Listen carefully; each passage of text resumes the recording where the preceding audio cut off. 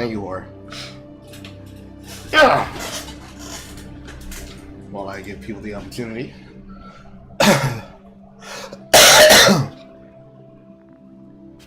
Need water. Where's my bottle?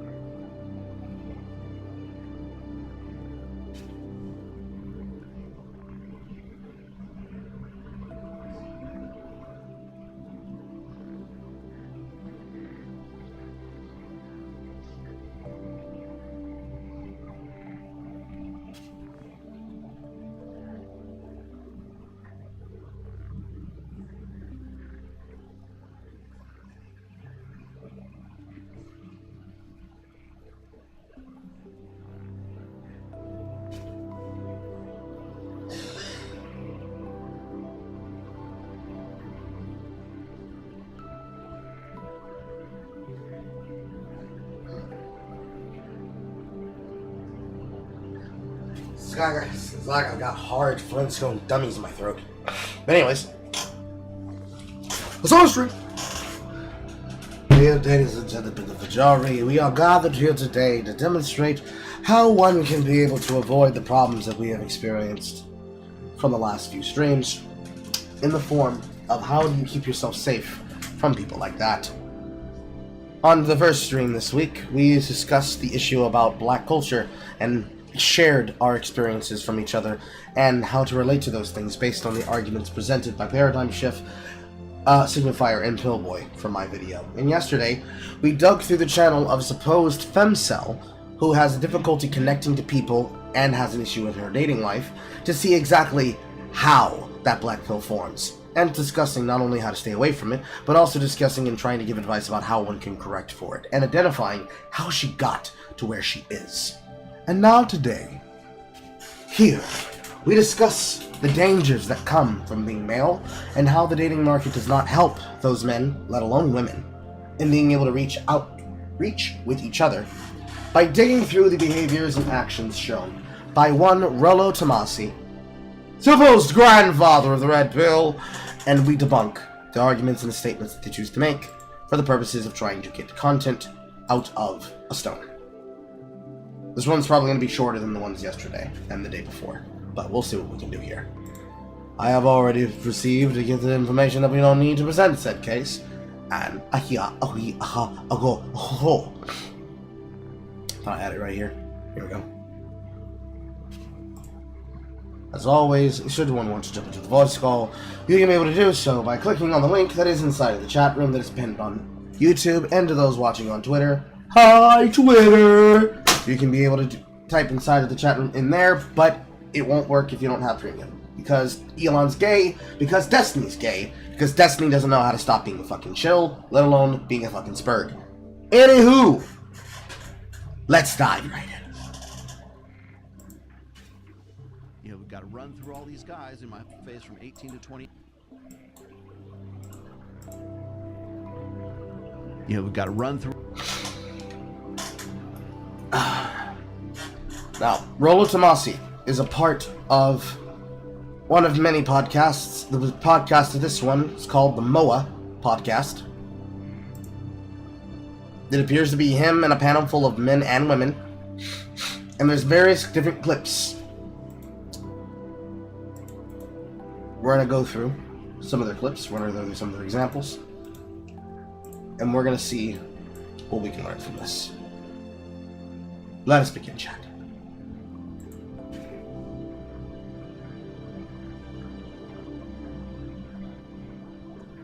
Through all these guys in my phase from 18 to 28 until we suddenly found the right guy miraculously and her soulmate on whatever podcast, and she's talking about how she had to run through all these guys before she got to the guy that she's not really all that into because they weren't as exciting as that guy.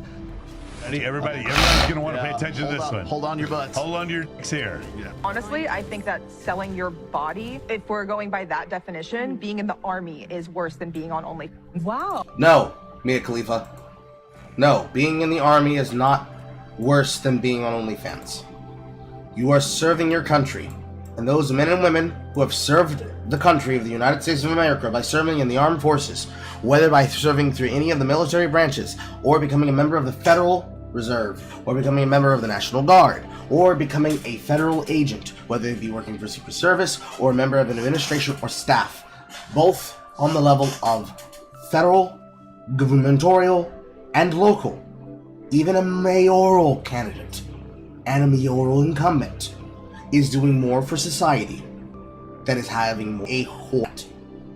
Technically not even a whore on the internet, a fake whore on the internet, because you're having sex with people that you've pre-selected, not random fucking strangers, because very rarely do girls do that anymore, because they're in terror of being killed by people that would actually use that as a way to get access to them to attack them, so that's a lie. But being a fake whore on the internet. Long and short. Let's just start there. Let's just start there. I, as an ex-Fed, whose job it was to go through the digital archives of predators that we were hunting in my municipality and county, on top of getting people jobs, on top of feeding the elderly. No. No. No.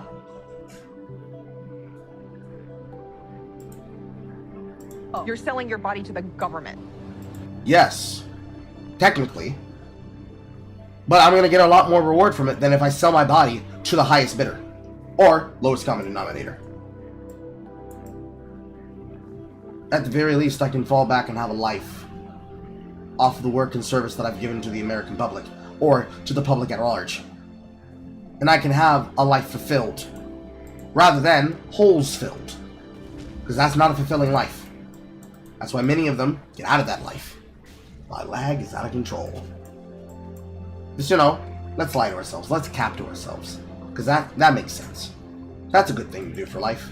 That's a good thing that we should do in society. We should lie about the expectations and standards a person can expect by choosing to be involved in the things you get involved in. Yeah, that makes sense. That has no bad outcomes whatsoever. You're right. Yes. Tell your truth, Queen. Stand your truth. Stand your truth. Damn it. She had a point. She had a point. Anybody else? What was the point? What was the point, young woman? Please, lay it out to me. Everybody would like to hear it. pedophilia? Anybody want to say something about this? No? She had a point. I think anytime you work, you're like kind of selling your body Yeah, I because you're always said selling your that. time. Yeah, anybody can consider that. But considering the difference between doing actual physical labor and spreading open your legs, the majority of you don't do nearly enough work to be able to justify that position. Because to be serious, considering I also have experience as an escort, that must be the food. What's that, chat?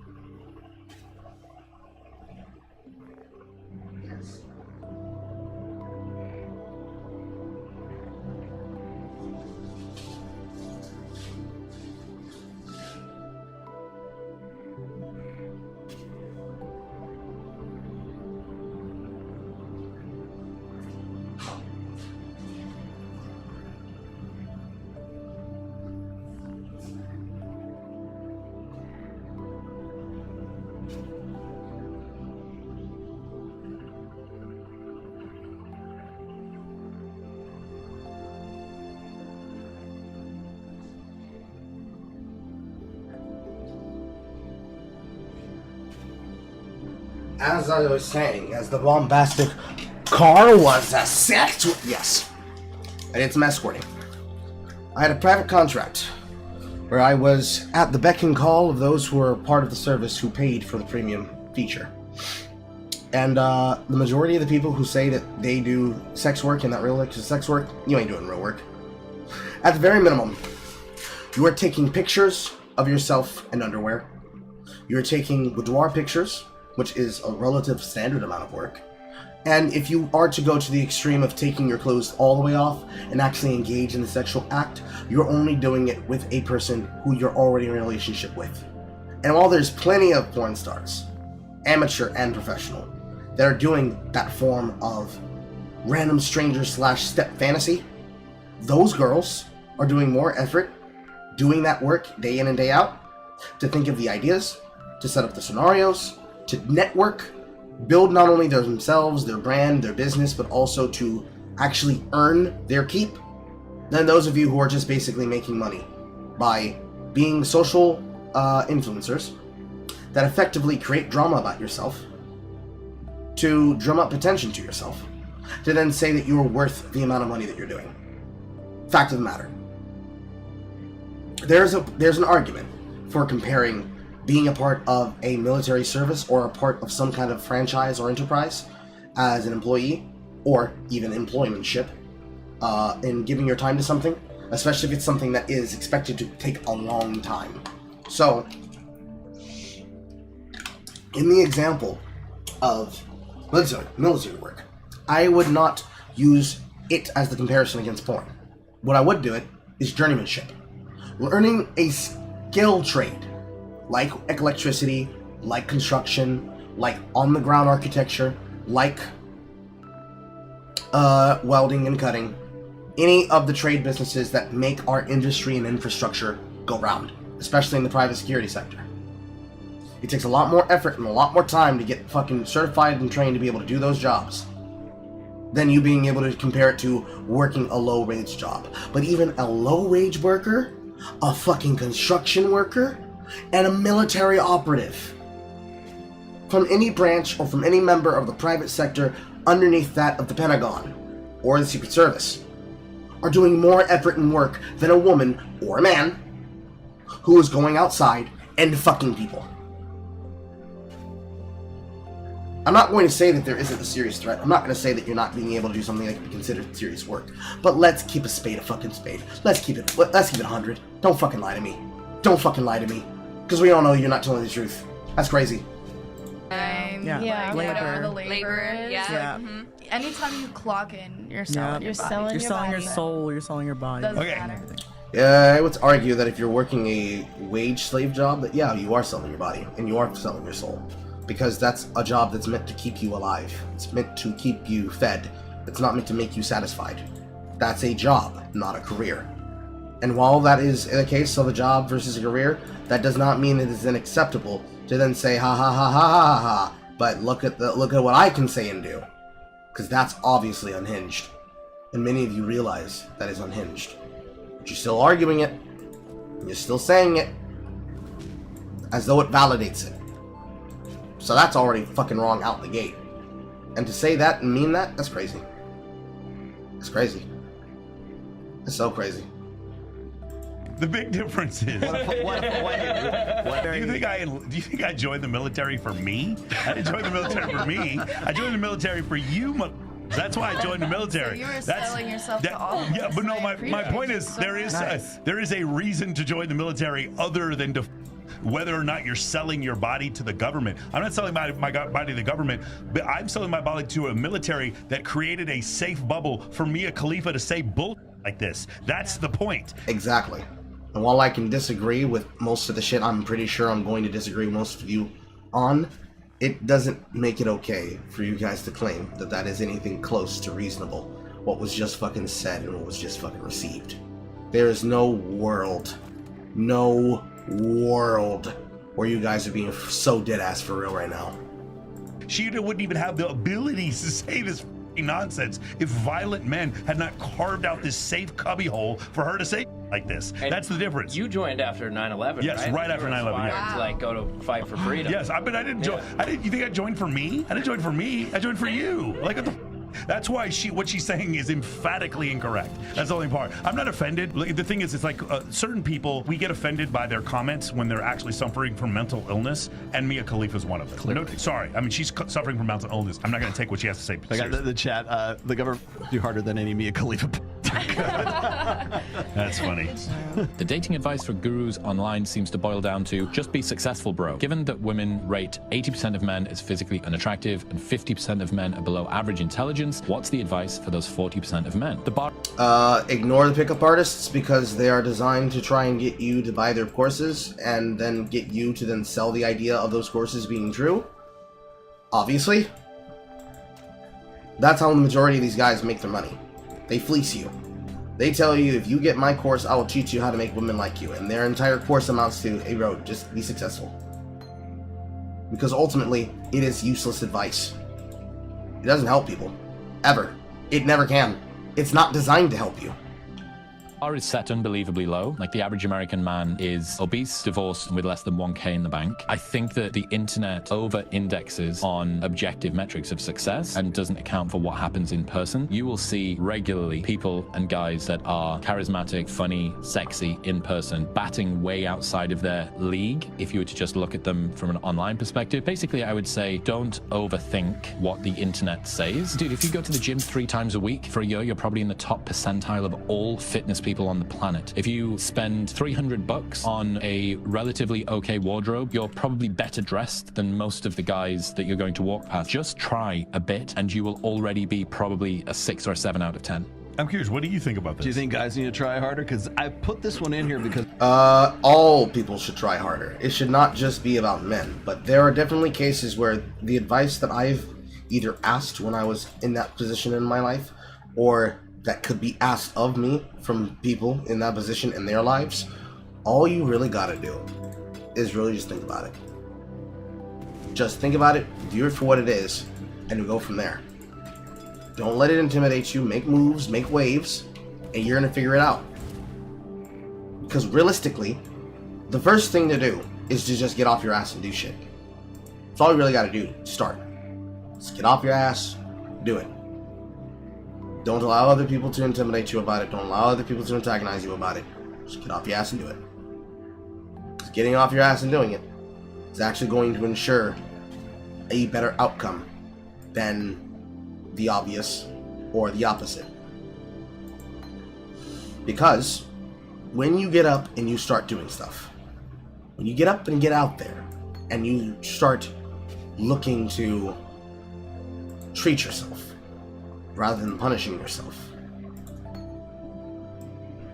what you will notice is that all of your opportunities hinge not on how other people see you, but on how you see yourself, and how you treat yourself, and how you rationalize to yourself. And if you give yourself hard times, or if you treat it like any person should treat anything to the opportunity that could be expected. That sounds like empty platitudes, but that's as simple as it is. That's where it starts from. Give yourself some chances. Give yourself the accountability. Give yourself the chance to know, to speak, to stake and learn, and you will be fine. 9 times out of 10, you will be fine. Because all the things a person could lose their mind about, they are all mental. Every single last one of it. It's mental. Because it's all mental, your perspective should be not, I need to find myself a queen. I'm a queen, I need a queen. Your perspective should be, either they're gonna like me or I'm gonna like me. But somebody finna like me. Because if you start thinking that you have to like yourself, then you will be fine. I said it yesterday, I'm gonna say it again today. You cannot have a relationship with other people until you have a relationship with yourself. If you don't have a relationship with yourself, then you are losing your ability to actually understand all the things you could be doing in all the ways that you could do them. You don't have to rely on other people, and you don't have to put yourself at the mercy of them. You only need yourself. If you have friends and family, it's going to improve your chances. But you do not, under any circumstances, you need to wait for your life to be decided by other people. Never. Never, never. Never, never, never, never, never, never, never, never, never, never, never, never, never, never. Never. You do not need to wait for somebody else to give you the right to exist. You do not need to wait for somebody to give you the opportunity to be. You do not need a woman to come along and validate you. You do not need a man to come along and validate you. This is where it all goes wrong. Because we've been joking about this the whole show, which is like, well, it seems to me like a lot of the people who are very anti-red pill right now online are just saying, well, the solution to this is to just get out there, just go out and put yourself out there, go out and approach more, go. Yes, you should. Everyone should. You need to get out of your own head, get out of your own way, and go find somebody. Not go find them on Twitter, not go find them in blah, blah, blah, blah, blah. Although if it does work out for you in that way, Godspeed. You need to go out and find people. You need to go out of your way. Seek out a person. Touch them on the skin. Directly. Interact with them directly. Because people are not interacting with people directly. They're getting all of their views and all of their takes from somebody else on a platform that's telling them this is the way that it is. This is just what's to be expected. And it's not.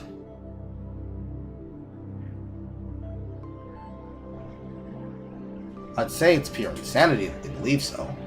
But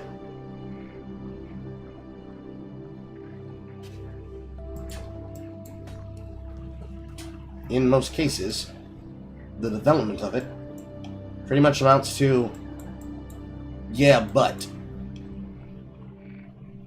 As in, yeah, but, what if I don't want to do that? And I would say, fucking tough luck. If you don't want to open yourself up to opportunities and people, then you're going to miss out on things in life. Of course, Rollo Tomasi, old man that he is, he has a reason for why he will argue against this, but you should not listen to it. Go talk to girls live. Go clean yourself up. Take a shower. Get a $300 wardrobe. Go out there and make an effort. Which, by the way, what's up? Topic, title. Yeah, men having feelings. Get out of here. Cookie, stop. Cookie is the name for a cat chat. Yeah, it's okay. Cookie, stop. We gotta clean your paws, baby. Ironically, is exactly what pickup artists have been saying since, I don't know, the mid-2000s. Yeah. So... yeah, but I remember those pickup artist shows. I remember that one guy with the fucking top ass, with the fucking top hat that made himself look like Jamiroquai, with emo. All of the advice that was ever given by a pickup artist is not designed on how to make a better relationship with a person. It's designed to try and gamify a system to get sex out of men and women.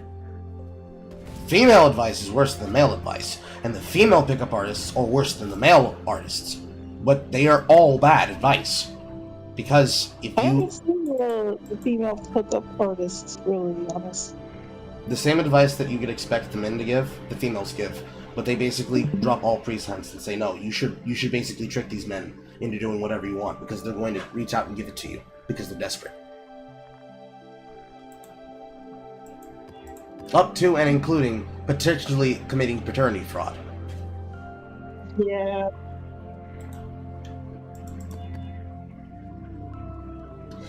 But, shit, I forgot what I was going to say. Nope, pick it back up. I remember what those pickup artists were telling them, and it's not good outcomes.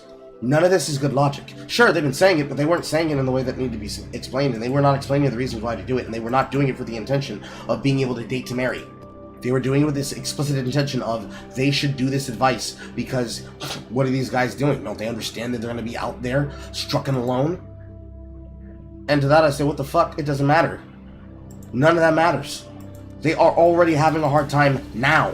They're still struggling now. They don't find relationships and dates now. They can't find relationships now.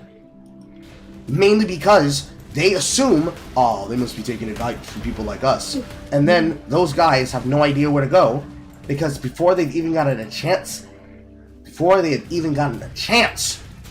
they're being accused of something that they're not.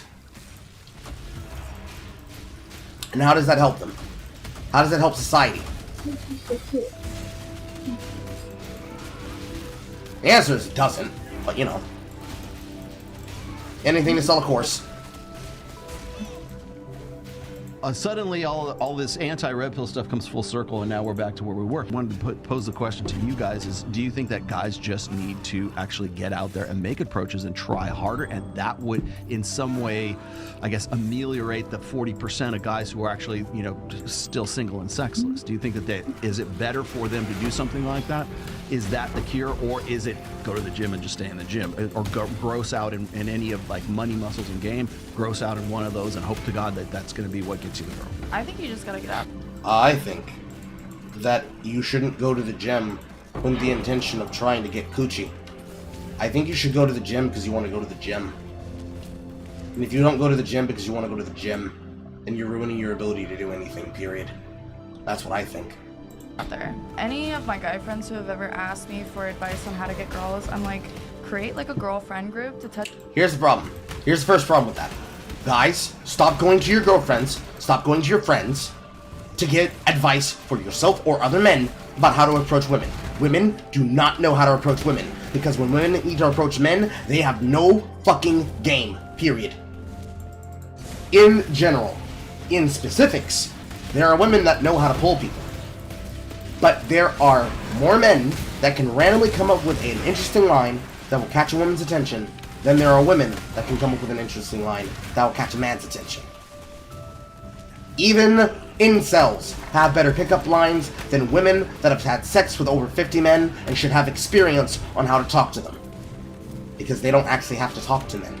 They don't have to actually socialize with men. Not really. Because their form of talking to men is basically, so you want to fuck me tonight? And that's it. That's their form of talking.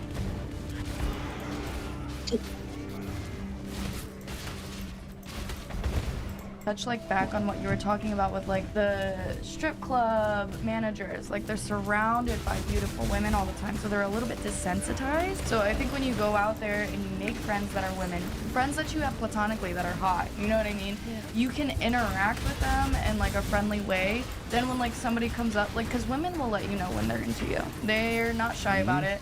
Like, they'll come up, they'll say something saucy to you, and then they'll run away giggling like a little schoolgirl. You know what I mean? Women who are into you will not confuse you. Exactly. You know what I mean? So I think... But they do, actually, because it's a game. And as you all have said before multiple times, if he wanted to, he would.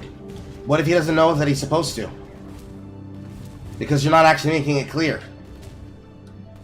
That's a game that you're playing. That's a game that you're playing, you're hoping they pick up on. And if you want them to understand, maybe don't play games. Maybe go up and tell them, I want you. Then take them home. Why is that not an option? Why is that not a choice? Why is that not advice that you're giving them? Because the alternative is frustrating. Just like going out and like having more interactions, it's kind of like the numbers game, you know what I mean? Like, if you interact with 100 women, what's the percentage of like, say like only 5% of the women you talk to will actually want to have sex with you? Like, I'm just throwing out random ass numbers here. There's like nothing backing this. But if yeah, there's nothing backing it because it's not real. Oh my god. Women that want to sleep with you. If you talk to 100 women, then you have 5 women that want to sleep with you. Versus if you talk to 10 women, you might have 0. You know what I mean? So it's like a bell. So the problem is that it's not like a bell curve. It's actually a scaling form of response. It's not a bell curve. It's an asymptote. There's a number between 0 and positive infinity. The number of rejections is negative infinity. On that scale of positive to negative infinity, men shooting their shot with women and being shot down is an asymptote between you and I would never date you even if you were the last man on earth. What you're asking men to do is to subject themselves to you and I would never fuck you if you're the last man on the earth, and think that that's the equivalent of, but you just gotta go out there and try harder. Why? How does that help them? Now, of course, if they have less skill and they have less experience than somebody like myself, whether or not they have a background and experience of both working with people socially or having done the shit that people would not expect someone like myself to have done, being the escort work, they will not have the tools. And for them to get the tools, yeah, they're gonna have to put themselves at the mercy of, talking to people. But that doesn't mean that that's gonna make it easier for them. It's actually gonna make it harder for them. But logic, reason, all goes out the window. So the logic of why you say that as though that's real and true, I would not know, but it's the words that came out of your mouth, girl. Curve, just going out there, being social, interacting, learning how to have healthy, positive interactions. I think that's what. Give us an example of a healthy, positive interaction. What is a healthy, positive interaction that women will not find a way to say, no, I don't want this? Please give us a positive example of those interactions. So this is a discussion that happens all the time, and Destiny was the one who talked about this. If you just go out more, you're more likely to have more sex, and I don't disagree with that concept, but I disagree to the level to which that counts against, like, say, having status or being good looking, being wealthy, having charisma, having pre-selection, mate choice copying, other people finding you attractive, all these other different things, having high status. And the reality is, let's just take 2 different people. We'll take Harvey, who lives in New York. He's an attorney, like Harvey Specter, right? He's an attorney who lives in New York, and he makes $2 million a year, and he's really good looking. And then Larry the cable guy, he lives in the trailer park, okay? Larry and Harvey may both have 5 sexual partners in a year, but Harvey is going to have way more attractive sexual partners than Larry is, and that's where the difference is. Where I would argue that it is not, and if Larry were to try to make a distinction between the choices that he gets at the level that he has access to versus other men, he has his head the wrong way fucking around. Am I wrong or am I right? Right. Yeah, I'll tell you right. I'm not saying that he should curb his enthusiasm and say, listen, bro, you can only get ones. Maybe in the trailer park there's like 5 7s, 85 6s, 15 3s, and Larry himself, he's a cable guy. He does all the laying, stripping, courting, and mining for the company. He's about a 5 in attraction, but he's a 7 in value and worth when it comes to being able to hold down a job. He has more attraction than niggas in the street, let alone men and women that live inside of Section 8 housing that is the popular choice for the black community. And yet, even when men have just that and that alone in the black community, they're not good enough for those black women. They need a baller. And yet, even still, if Larry were to be the kind of guy that would watch the porn featuring people like Harvey Specter of Suits having sex with women, and I don't mean just having sex with random women, I mean he's being featured in the celebrity gangbang, and the partner that has been chosen or chose him from the pool of potential bachelors to get dicked on was fucking Angela White. If he's sitting there stroking his shit to Angela White, or worse, more topically, if he was to be trying to evolve into the 100-man gangbang being hosted by oh no, my game's like, there we go. Oh no, my game's still like, my character might be dead. But if he was trying to get himself into the 100-man gangbang being hosted by Ayala and her friends and family, if he was desperate to be a part of the cream pie party, I'd have to say to him, motherfucker, if you don't be so fucking for real. Because the first question you should ask yourself is, why do you want to be involved in that? What is it that you think you're missing? Do you think that you're missing out on some divine comedy that is being denied to you because you believe the universe has denied you that province? Or is it possible that while you're looking at what's greener on the other side, you're forgetting that the things you have available to you right now are worth more than any cheap sex that you could potentially get because you have access to what he has access to? The truth of the matter is, he doesn't need to worry about it. Because he doesn't even need to worry about these issues, because they're not worth worrying about. He should be concerned and happy and content where he is in life. That doesn't mean he can't work higher. He can always go back, get a recertification, work to do a different job, and now he's an acetylene welder. Now he's earning $500,000 to $1.2 million, depending on where he's living, with the highest number being reported, obviously, in Miami. He gets to that level of money, and now he can have access to them, because even though he's not a looker, his bank account's a looker. Now, of course, whatever happens after that, that's up to him, and what he chooses to do with his penis, but, you know, can't say that he didn't get warned. Point is, he has the chance to do something different. He has the chance to do something better. He has the chance to do something that will give him a better outcome. He doesn't have to pretend and say, I don't have the chance to do those things. How should I do it? When will it be my turn? That's the wrong way to think about it. Again, you do it not for a reason that's legitimate, and there is no legitimate reason to throw yourself at people like that, because that's just desperation. I promise you, it's not as good as you think it is. It ultimately amounts to, what do you actually value? And if you value cheap sex over real connection, you're losing. You're permanently losing. Permanently losing. And the lag, I don't know what the lag's coming from. We're probably being lagged. Why is POE in the thumbnail? It shouldn't be. Do you mean why is it in the frame? Because I'm playing it while we're listening to this. I'm keeping my hands busy. The difference is like, you have not got your women problem solved if you keep having sex with women that you don't find attractive because you're drunk enough to like let it go. It's funny, Tyler's smiling. I don't know why. It's you haven't got women solved because you're having sex with women you don't find attractive. You have women solved when you are having sex with women you do find attractive. And in order to do those things, it's not just go out more. Yeah. In order to do those things, you have to improve, which is a function of status, and women choosing men who have higher levels of status is hypergamy. For those of you who have a question about... Technically, it's dual mating strategy. So it's not that you're wrong, it's that you're identifying the factors from a position of male-centered, I want to get my nut in, rather than the actual truth of how people should couple in society. Because he's not outright wrong, it's that he's being negative and he's not being honest. The negativity is not helping, because you're not making better outcomes when you say, oh, this is all a case of hypergamy. Yeah, and if the roles were reversed and we were have the same society, but it was men that did what women would do, you would be saying this shit in reverse and nothing would change. So what's the factor that isn't being discussed? Saf, what do you think it is? What do you think of what? In the dichotomy between men and women, and how we pair bond, and how we mate select. When he says, you have to go out and be better because you need to solve women, what do you think is not being discussed there?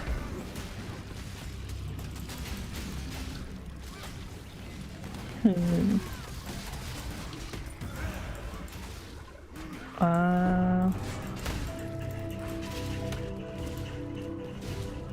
you like me to rephrase the question? Yes. He said you need to solve women. Are you a puzzle? No. So what do you think is being left out of the conversation? Treating them like they're people? Yeah. Why are we solving women? I didn't need to solve my relationship with Star. I didn't need to solve and game her into being a person that can then say, I understand women because I got my girl trained. You're not a dog. I'm not a dog either. We might talk about each other like we're dogs, but we're not animals. We're higher sensitive functional beings.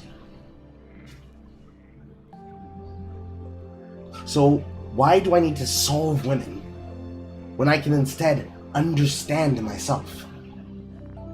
Technically, it's the same context, but you're removing the concept away from you trying to problematize and politicize and then monetize the problems of a group, and you're turning it inwards. You're removing it from fanaticism and groupthink into shadow work. And by doing the personal work on yourself, you solve the, quote, solutions for the gender. Because you don't have to you don't have to be figured out. You don't need to be monetized. You don't have to be gamed. You don't have to game other people, but they don't have to game you. You don't have to have women try to find ways to manipulate you into caring. You can tell them, listen, I already know what you're doing. You don't have to do that. If you need to talk to me about something, just talk to me. My door is open anytime. This already, for those toxic men and women, blows their mind because they don't get to play their mind games. If they feel the need to do this because they can't figure a world where they can't control people like this, then you know that they're a bad person for you. Because a person who cares about you or wants to get to know you isn't going to game you and your relationship with them. Am I right or wrong?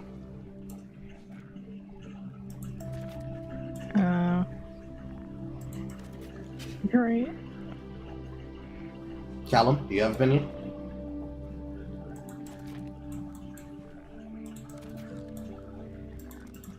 I guess not. Still, the point I'm trying to get across here, chat, is that this framework is the wrong framework.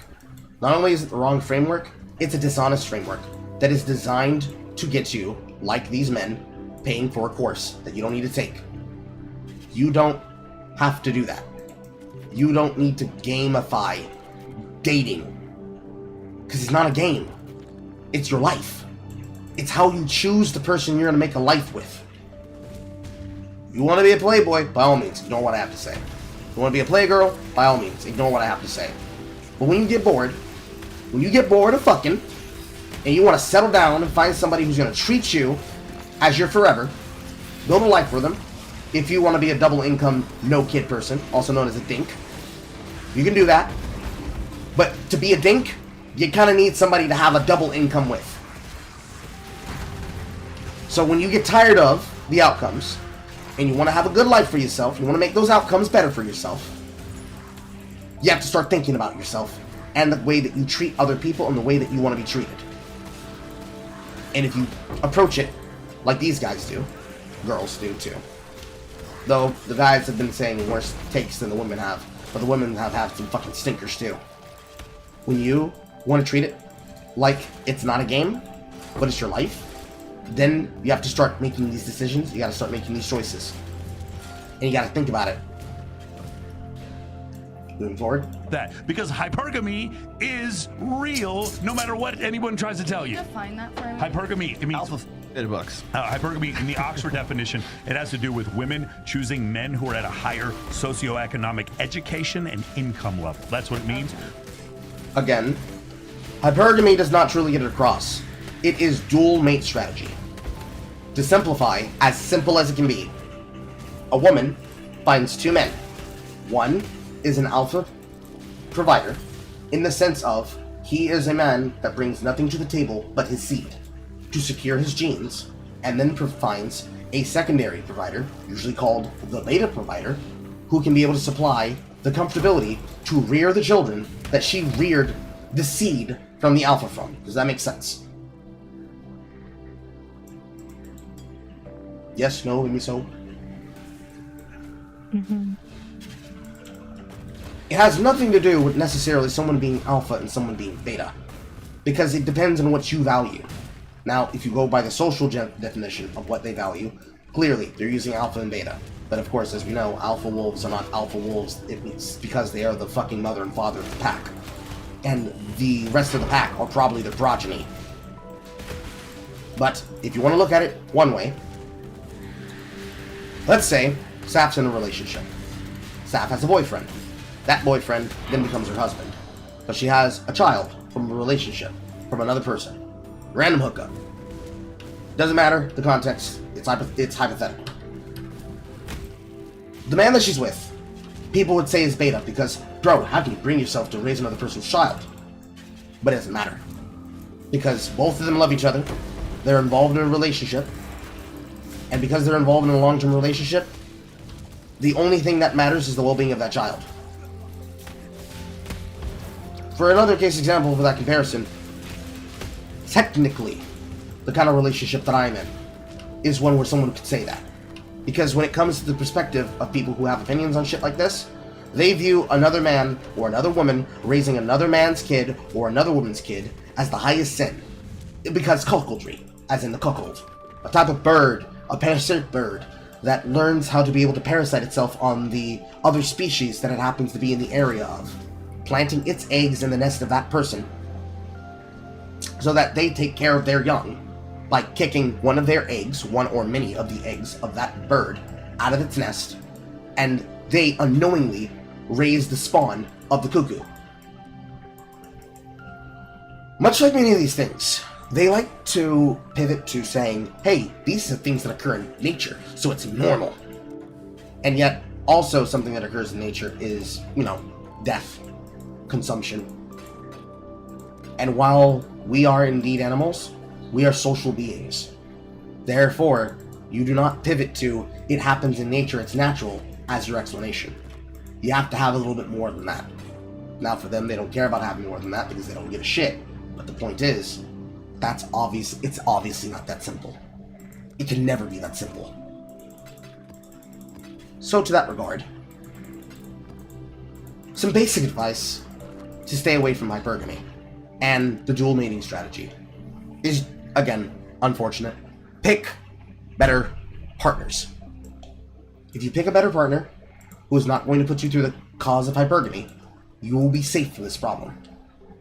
Because you will pick better people that care about you and care about the livelihood and the life that they built with you, versus being at the mercy of whatever you find in the dating market and being desperate for connection. So you end up picking a bad person for you because you didn't want to vet them, you didn't want to validate them, you didn't want to discern their value structure, you just wanted to be not alone.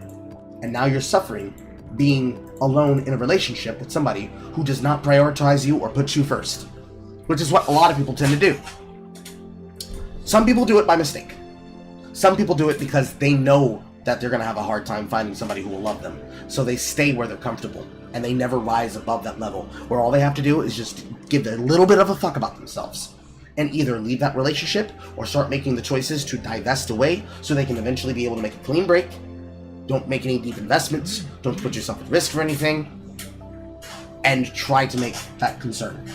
This is where a lot of women get a lot of advice saying, don't let a man become your sole primary income, which I do agree with. You shouldn't. If you're, not committed to being with them forever. Of course, this is where you would then say, but why are you in a relationship with a person that you don't have the intention to marry?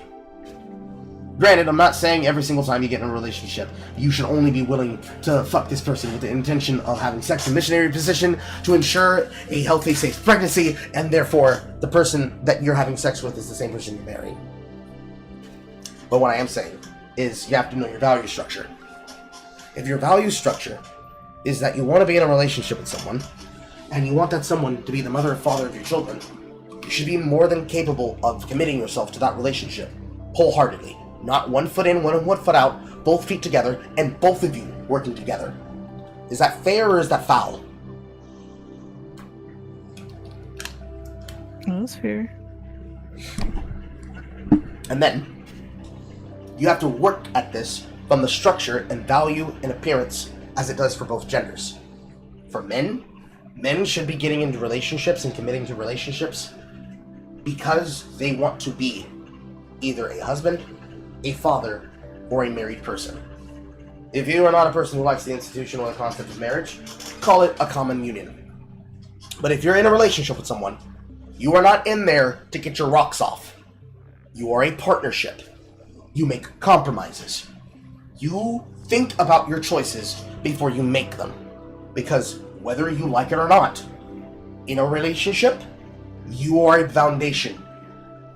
You are the foundation. And it starts and can end by the choices through your leadership. That does not mean that the man has to be the leader, but it does mean that when your partner is struggling, you need to catch them when they are falling, and you need to be capable of taking the brunt and carrying the emotional weight if your job is not to carry the financial, fiduciary, general, or proprietary weight of the relationship. What does that mean, Carl? That means if my job is to be a house husband, and that's what Star needs from me, then that's what I'm going to do. She doesn't even have to ask questions. I'm already on it. If I need to change dirty diapers, if I need to wash dishes, if I need to do housework and yard work, if I need to do errands, if I need to effectively learn how to drive again, relearn how to drive, and learn how to be a better, safer driver, if I have to take anger management classes, if I have to take emotional courses, which I don't have to do because I already did the shadow work, if I need to do whatever it takes to make my fucking relationships work, then that's what I have to do. The same way that if I have to make decisions and choices that I otherwise would have never considered because I was considering them in a selfish capacity, and I had to consider them now in a unselfish capacity, then that's what I have to do. Simple as. Simple as. Doesn't require anything else but that. And if that's what I have to do in order for that to be established, then that's what I'm going to do. The same thing would apply to her. And I can only hope that she would want to do that for me. And I am of the belief that she would do that for me. Because the alternative is that you sit there and you watch your partner struggle. And who the fuck wants to be in a relationship with somebody who's going to do that? Nobody. But if you're a man, does that feel good? Does that feel good? Do you feel like a man? Do you feel like you take shit apart? Do you feel like you get shit done watching them struggle? Is that cool to you? I would hope not. Doesn't sound cool to me. Doesn't seem cool to me. I abhor the thought. So of course, it makes perfect sense. You work out your basis and your fundamentals, and you follow through with them, and you arrive at the answer. I don't want to see her struggle. I don't want us to fail. I don't want to see us homeless. I want to see him walk across a graduating stage. I want to see him live. Ergo, we can make this shit work! The judgment system for women, I'm not a woman, so I can't be able to judge. But I'm going to make some educated guesses. 1, women don't want to get in a relationship with a man that uses them for their body, and then, when they fall pregnant, leaves them abandoned. Would you say that's a fair base foundational belief, Saf?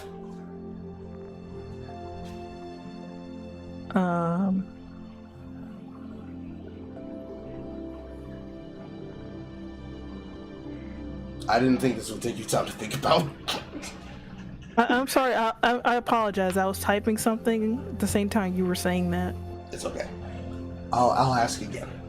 In a relationship, you as a woman, would you want a man that you're involved with romantically to basically use you for your body, and then when you fall pregnant with his child as a consequence of his selfish choices, to not think about things that could affect you directly through the consequences not just of his actions, but your collective conjoint actions, to just abandon you and leave you pregnant with child? There's no accountability? No, that wouldn't be right. Yeah. So we can agree that that's at least one fundamental basis that women wouldn't want. Unfortunately, I don't have multiple women in my audience that come to my live streams frequently to talk on the microphone. So unless Horror was to jump in after work, I would not have someone to bounce the ideas off of.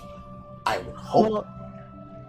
Well, I mean, I might be having to go back and forth through the computer because there was some stuff I was cleaning up with when you started the stream. Okay.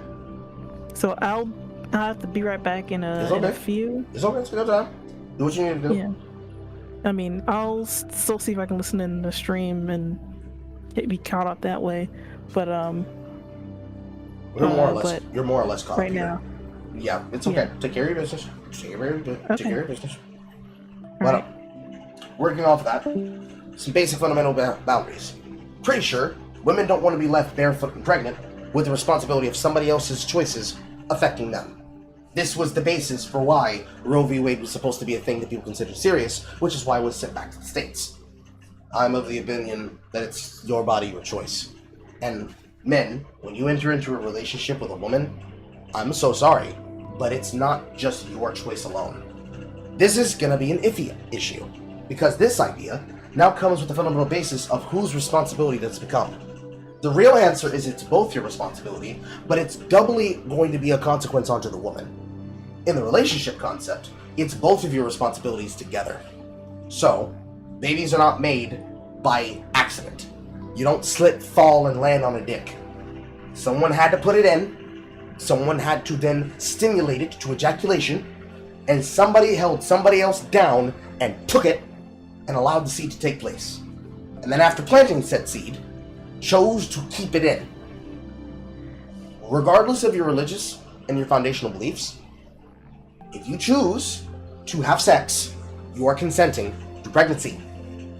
You can say that you're not, but unfortunately, our biological response wants us to breed. So, if you choose to have sex, and you're not having safe sex, you are retarded, and you are putting yourself in a situation because I just want to feel good. Let's just start there. So that's 1 and 2.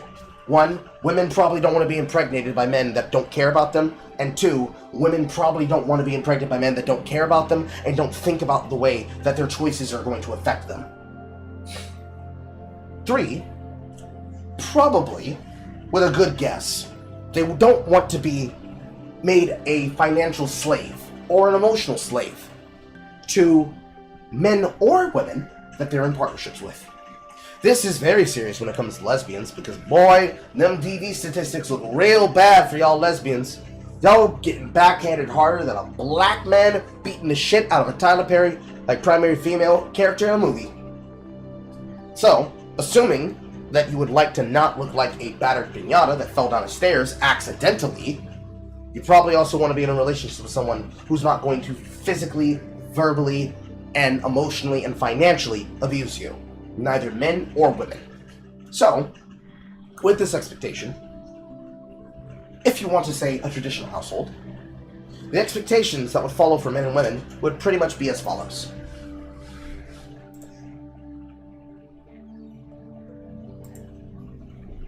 Oh, you don't work on other weekends? Okay, that's fine.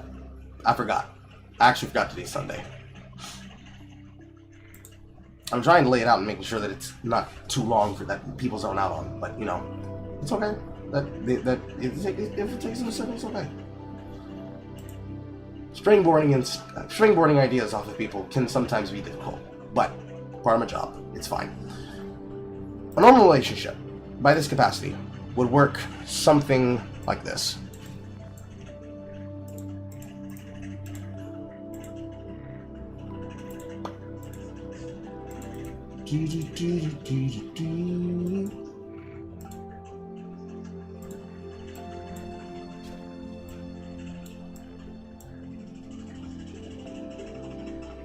Jesus Christ, you're right, it's Saturday. My sense of time is gone!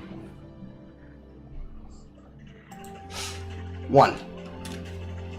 Men need to be able to provide for themselves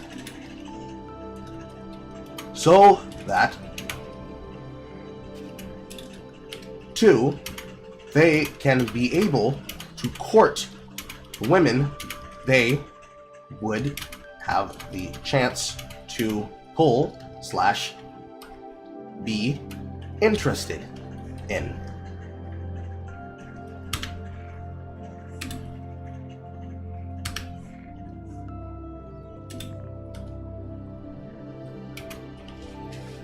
And, ouch, 3, need to be able to navigate their emotions and her emotions. Let's go with their own emotions. You know, to keep it non-binary.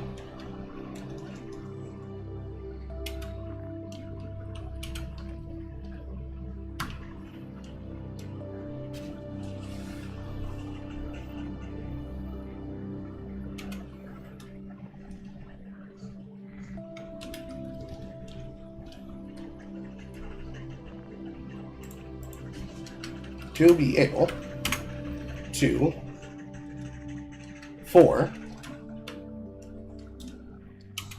provide for the quality, the outcomes that they can best respond to.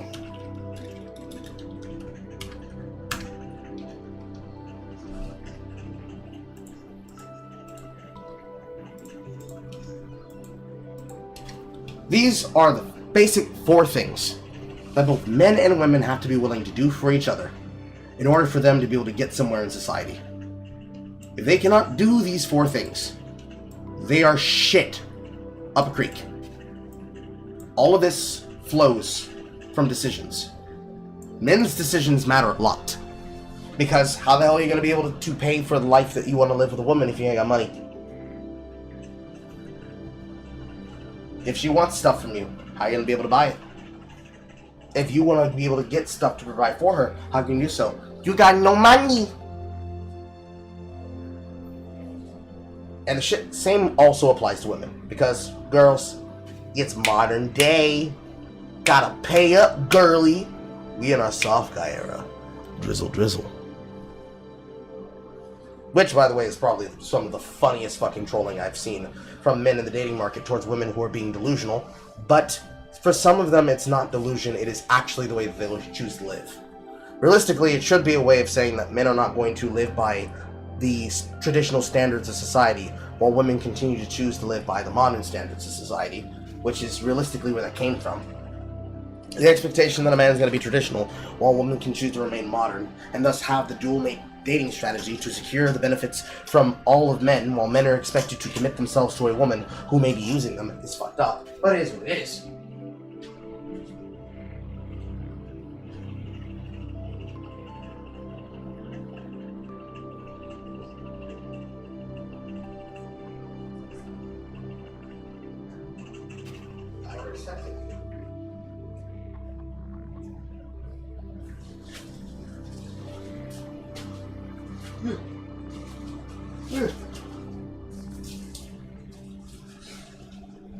So, all things being said, all things being equal, I can pretty surely assume and exclaim, unless somebody believes otherwise, that this is reasonable, what I've laid out here and what I've explained. If it's not, please do not hold your peace and speak now. Give you like 15 seconds.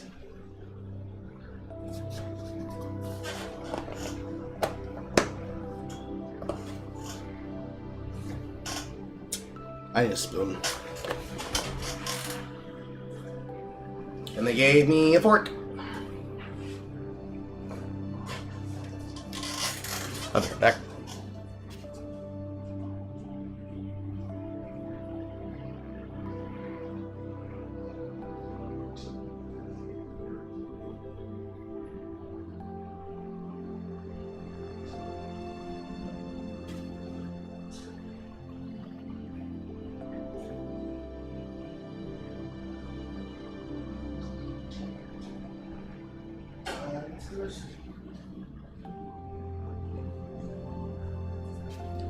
Okay. Let's continue. But we hear that's the expanded definition. That's the denotative version of it. The connotative from the rational male has to do with everything from height, all these different type of things. Sex, arousal, attraction. Yes. Simplify it as alpha.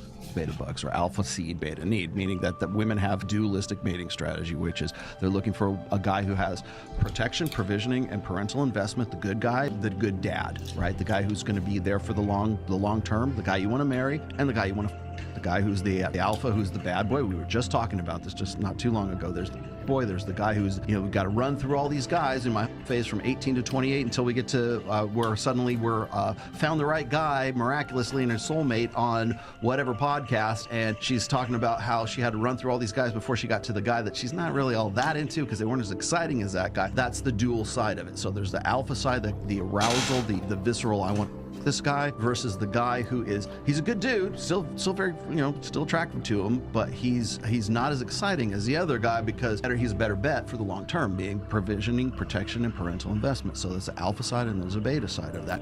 But here's the question. Why is it defined as alpha and beta? By definition, being a man that comes to the table with nothing but your seed means that you are, by definition, a lesser man.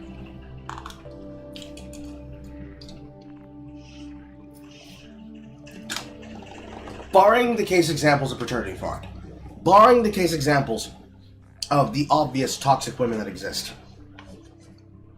the men that are cited as being Chads, the super pedo brothers, the super molesto brothers, the super trafficking brothers, both Christian and Andrew, as well as you, Rollo, and anybody else who's ever tried to push the red pill as the way to be, which includes Pearl H. Davis.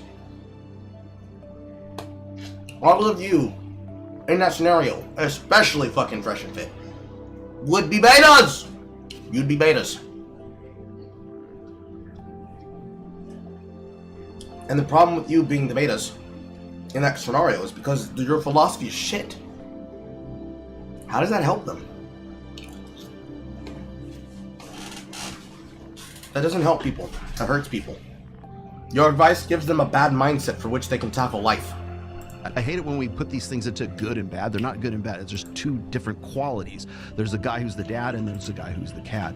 That's what I keep getting into, and that's what people keep trying to redefine and go back to reinventing the wheel over and over and over again. And I want to point this out also when we're talking about getting out there and like saying, hey, just go out like Destiny or whatever, this moronic idea that all you have to do is just walk out your door and you're just going to bump into 10 or 12 women who just want to you. The fat guy that was in that video just a little while ago, you're not going to tell that guy, just go out the door and just try your best. No, you got to be better before you go out there. The context that... Sure, but the way that I would approach that conversation is completely different than how most of you approach that conversation. Because you guys cannot be trusted to approach that conversation with anything close to temerity. Because you don't operate on temerity. Like, every single person, especially all the way to the worst case example, which is Donovan Sharp, you motherfuckers are savage. You guys are rude. You guys are mean. And then you expect by meanness, hello baby. You expect by meanness that you're supposed to solve problems. How you doing, sweet cheeks? Hello, I heard you the first time. I was trying not to interrupt. I know. No interrupting.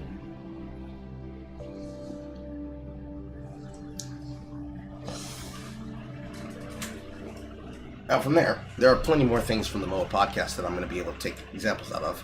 But switching gears, this one is going to be a 1 hour, 50-minute, 24-second interview that was done by Zuby Music, Real Talk with Zuby podcast, episode 320, featuring Fresh Prince CEO, the Fresh of Fresh and Fit, the consequences of womanizing. I think for me, it's more like I am fighting some demons right now that I got to deal with. And I can't take it on the screen. For some fucking reason, when you open a picture-in-picture of another screen window, it acts like that other picture-in-picture doesn't exist unless you reset it manually.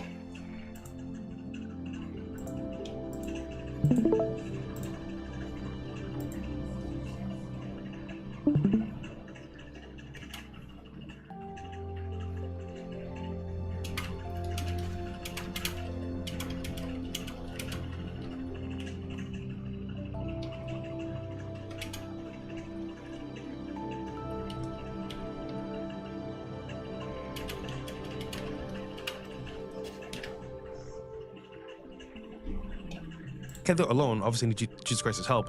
But it's more like I know I should be doing better. What's up, ladies and gentlemen, boys and girls around the world? I would like to welcome you back to the Real Talk with Zuby podcast. On today's episode, we have got on a very special guest. He is one half of one of the most influential and controversial podcasts in the world, coming out of Miami. And this is Fresh Prince CEO. How's it going, man? Your boy Fresh Prince CEO, aka the F***er. We're back, man, in Vegas. The sun is blazing. It is hot. We're here to get some content, and I'm here for you, brother. No doubt, bro. Good to see you, man. Good to see you, man. How's everything going? Good. A lot going on behind the scenes. I feel like, we've been very controversial for like years, Fresh and Fit, but we're still here, still standing strong, and even all the controversy, we're still pushing towards better helping men, so it's pretty good. No doubt, man. Well, a lot of Is that what you call your channels getting demonetized because you guys choose to make white supremacy jokes with a hood on your head? Granted, not you, but Myron showing your ass, being a fucking troll on a Jubilee debate, basically getting everybody from big, handsome, and tall, and literal fucking jackpot example of a member of, you could say, the fair political ideology, all agreeing that even if they could have their differences, you are the biggest problem. You and your ideology. Is that what you call that? It's crazy. It's crazy, bro. It's crazy. But at least, unlike Myron, you have a good personality and you're taking accountability for his strides. There's that. My listeners are going to be familiar with you. I've been on your show, Fresh and Fit, 6 times now. Yeah. I think 3 daytime shows, 3 nighttime shows. But this is your first time coming on the show. Solo. So please introduce yourself to the people. Yeah, so you guys know me as Fresh Prince CEO. I'm pretty much a guy from Barbados. Came here 8 years ago. Want to be successful. Worked my way up from Chick-fil-A to where I am today. And it's more like I wanted to see what I can do myself. I was always like a family guy. My mom would always take care of me, my grandparents. But I had to leave my comfort zone to do better for myself. And now I feel like coming here by myself, I've been able to become a better man, learn about life itself, and the good and bad, because, I made mistakes, I'm not perfect, but I love the experience and the journey of being successful. Yeah. I would say that's pretty arguably fair. It's one thing to want to make something for yourself, but we all came from a mother. And on top of coming from a mother, we came with an entire village standing behind us, making us successful the entire way through. And a simple drive that any and every man, woman, and child should want to have is the ability to say that you can stand up on your own 2 feet and say, I did this. I did this, I made this possible, and nobody can tell me different.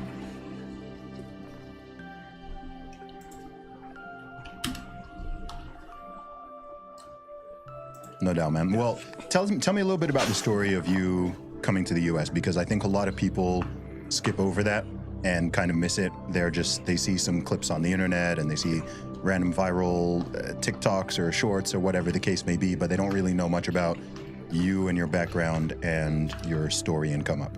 So there's a movie called... They don't really know much about most people that come from the red pill, and that's usually by design, because if they make roots in such a way where they talk about this by that explicit detail, they can't be able to make money grifting like the Saint in the Center, which, that guy's a cult.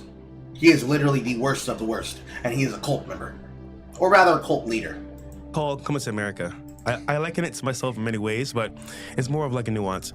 I would say that for me, it was like, I grew up in Barbados my whole life. I spent my childhood pretty well off, and my parents were doing pretty good. And I was wondering more about life, small island. I know almost everyone there. I know what we can do on weekends or weekdays. It's almost like I got bored of my living environment. We all know that in today's fast-paced world, it's harder than ever to live a healthy life. Just about ads. everyone is struggling with gut issues, stress, inflammation, fatigue, or immune health issues. It's usually my rule that I skip the ads, but for Zuby, I will watch the ads. Most of it comes down to diet, but getting nutrient-rich food consistently It's really a dry-ass fucking ad affordable. read. With hectic schedules, processed foods, and the rising cost of healthy options, we all need a cheat code as the game of life gets a little bit more difficult. My cheat code is Optimal Human. With over 90 ingredients, including powerful vitamins and other nutrients, one serving of Optimal Human helps me fulfill my daily nutritional needs. And in my opinion, it tastes better than other green supplements on the market. Optimal Human contains powerful superfoods like organic reishi mushroom for your brain, turmeric root for your joints, beetroot for cardiovascular health, CoQ10 for cellular health, and prebiotics for gut health. It's simple to integrate into your daily life.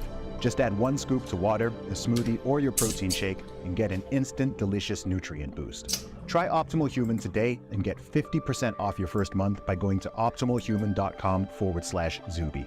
One more time, that's optimalhuman.com/Zuby. Go check it out. I had a plan to leave Barbados, but I didn't know how. Then I believe it was 2014. I used to ride bikes with my friends around the island, and I got into a bad accident. I was going home from a big ride on Sunday, and I was a stoplight. Light turned red. I stopped right there on my bike, as usual, you know. It turns green, and I move forward. All out of nowhere, a speeding car comes from the opposite direction. So I'm going this way, coming this way, and then I get hit. When I wake up and come to, all I see is some stars, and I'm on the ground like this.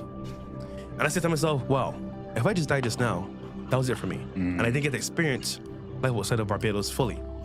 And that just made me realize, you know what? I have to do it now. I shouldn't wait, because if I wait too long, I might die here and not experience the world. So literally that week, I sold my bike in parts. I sold my... That's kind of extreme, but you know, everybody has their own life story. Truck, and within a month or two, I left to go to America. Now, people wondering, hold on, Fresh, you're from Barbados. How do you go to move to America so quickly and get things done? But it's because my mom was American. So for her, it was like, okay, when my child is going to be born, I'm going to make it a citizen right away. So back then, the laws were way more relaxed than they are today. But long story short, guys, like when I came from that point of view of like changing my life, becoming better, and moving on my environment, I guess America with a full plan. I don't want to be successful, but I didn't know how I was going to do it. So I spent my entire first month. I went to New York first. I didn't like it. Then Vegas, like it at all. I don't gamble, I don't drink like that. I don't smoke like that. And the whole time I was thinking like, okay, where am I going to reside in America? And I found Florida. It's sunny, almost like the Caribbean. You know, it's relaxed. It's not as crazy as New York or Vegas, but it's still like close to home. Yeah. Had you been there before, or was it your first time in Florida? First time in Florida. Okay. Yeah. So I have like half Muslim, half Christian family. So I don't go to Baltimore where they're at, but never really Florida. But I moved to Florida, started looking at like mentors online, how to make money in real estate, and also like, you know, be successful. I'll never forget, I was at Starbucks studying on YouTube, like how to make money online, all that stuff. This guy pulls up in a Lamborghini, drop top, you know, black guy, white girl. I'm like, damn, that should be me right now, bro. That guy's pretty cool, right? I thought that was cool. So then I was really nervous. I had a really bad stutter, like super bad, bro. It was like debilitating. Yeah. And I was like, okay, I must have the courage to talk to this guy and say, listen, bro, I don't mean to bother you, but what do you do for a living? So I go to him. I'm shaking right now. I'm like, how's it going, brother? Good to meet you. I'm just curious, what do you do for a living? He's like, I do real estate. I was like, how does that work? He's like, well, to keep it brief, you know, I invest in properties, multifamily, and I do rentals, and I get paid monthly for cash flow. I'm like, okay, sounds easy enough. So I'm Googling online, on YouTube as well, how to get into real estate. I find Graham Stephan, other creators, Bigger Pockets, Grant Cardone. So I'm like, okay, you know what? I know what I gotta do. I gotta do real estate. So I spent my whole first year in Miami learning about real estate, saving up some money, as much as I could save, right? But obviously, I don't have a job, and I'm looking for employment. So I got a job at Chick-fil-A, where I'm working maybe 25 hours a week. So this is not enough money. Then I got a job at 18. That's pretty low. You went to America with no real prospects, a little bit of family, so you didn't necessarily go there with absolutely no nest egg. But little to no savings, working 25 hours a week, but you were trying to start with real estate? I would say, inside of the 4 examples, this is definitely a big number 1. Big number 1, big number 2. AT&T, where I'm working way more hours, and I can work late night shifts. So combining those two, I made some pretty good income doing both. However, I think, because I was in Pembroke Pines when I first came to America, so the drive was to Boca every day. So can you imagine? I have no car. I have to go to Boca every single day, back and forth for AT&T and Chick-fil-A. So eventually I got a car, start driving there daily. But then I realized I'm getting paid a pretty okay salary for someone that's just coming here, but it's not even close to what I need to make to get into real estate. So I'm like, what do I do next? So I keep looking for jobs on Job Indeed, Monster.com, and I find a job doing insurance. I'm like, okay, home insurance is close to real estate. It's not really the same, but it's close to it. So I'll get into that sector to learn more about it. And I spent like a year doing that after leaving those 2 prior jobs. And I was like, okay, now I'm making the same amount of money I was making from 2 jobs and 1 job, but I have more free time. So then I started doing like YouTube videos about, you know, what I'm learning from real estate, from all my stuff. And it's me in my car, my dog, just talking to myself, you know, trying to become better. And I said one day, you know what? I feel like if I put in the work, I'll be on YouTube myself, and I'll be just as important as somebody I'm watching right now. That's actually a fair mindset. That's good provider mindset. Because he's taking the time. Unlike most people's stories, he's taking the time. He isn't necessarily going in blind, but he's not going in with the best prospect. But he's still making a way for himself, understanding how to approach, so he can get to that level. And then once he's done the necessary work, and he takes the time, takes the steps, he is then gauging his movements. He is making his moves, and then he is executing his next plan with thought, which is pretty much extremely big number 4, as well as big number 1. But of course, back then, you know, I started bad stutter. My friends were like, "Oh, you're not gonna make it, bro." And I had a license plate that said CEO Life on the plate. But you know what car it was? Toyota Corolla. And it had 150K miles on it. Okay. And I was proud because, you know what? I had the license plate, but I knew it was gonna be on a Lamborghini soon. Everyone was like, "Bro, you're not a CEO. You're not gonna make it. Just calm down and humble yourself." I'm like, I'm humble, but like, I want to get there. Yeah. So fast forward now, get a better job in tech. I'm doing like support tickets. I'm doing like a little coding here and there. And at that point, I could work unlimited overtime. So back in the day, it was always like 40 hours, maybe 50, 60 if I'm lucky. And when I heard it, I was like, unlimited overtime, I'm like, what does this even mean? I'll never forget, my friend Jesse Ramirez, shout out to him. He's from Mexico. I was like, bro, why are you staying after work? You can just go party, have fun right now. Why are you working so hard? He's like, bro, overtime. I was like, what is overtime? I never had overtime before. He's like, brother, like, this is where you can make extra money for doing the same work. I'm like, what? No way. So my brand is like, okay, if I want to buy real estate, this is my way out. So I spent literally, bro, a year and a half just doing overtime. Yep. And I would wake up at 6 a.m., get there like 7, an hour before, and then stay maybe till like 1, 2. How much more were they paying for overtime? Double. Triple? Okay. It has to be double. It can't be 1.25. It's got to be double for the place he's living. And yep, it's exactly the same shit that I did. Working overtime, working double time, working extra jobs in between, hustling, grinding, going to school, keeping your head down. It's boring. It's boring, which actually leads me to list number 5. Number 5. Men have to be willing to be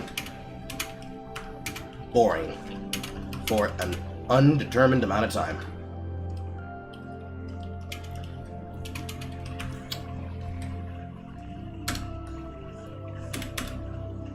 Even be able to spend that time, money on women themselves.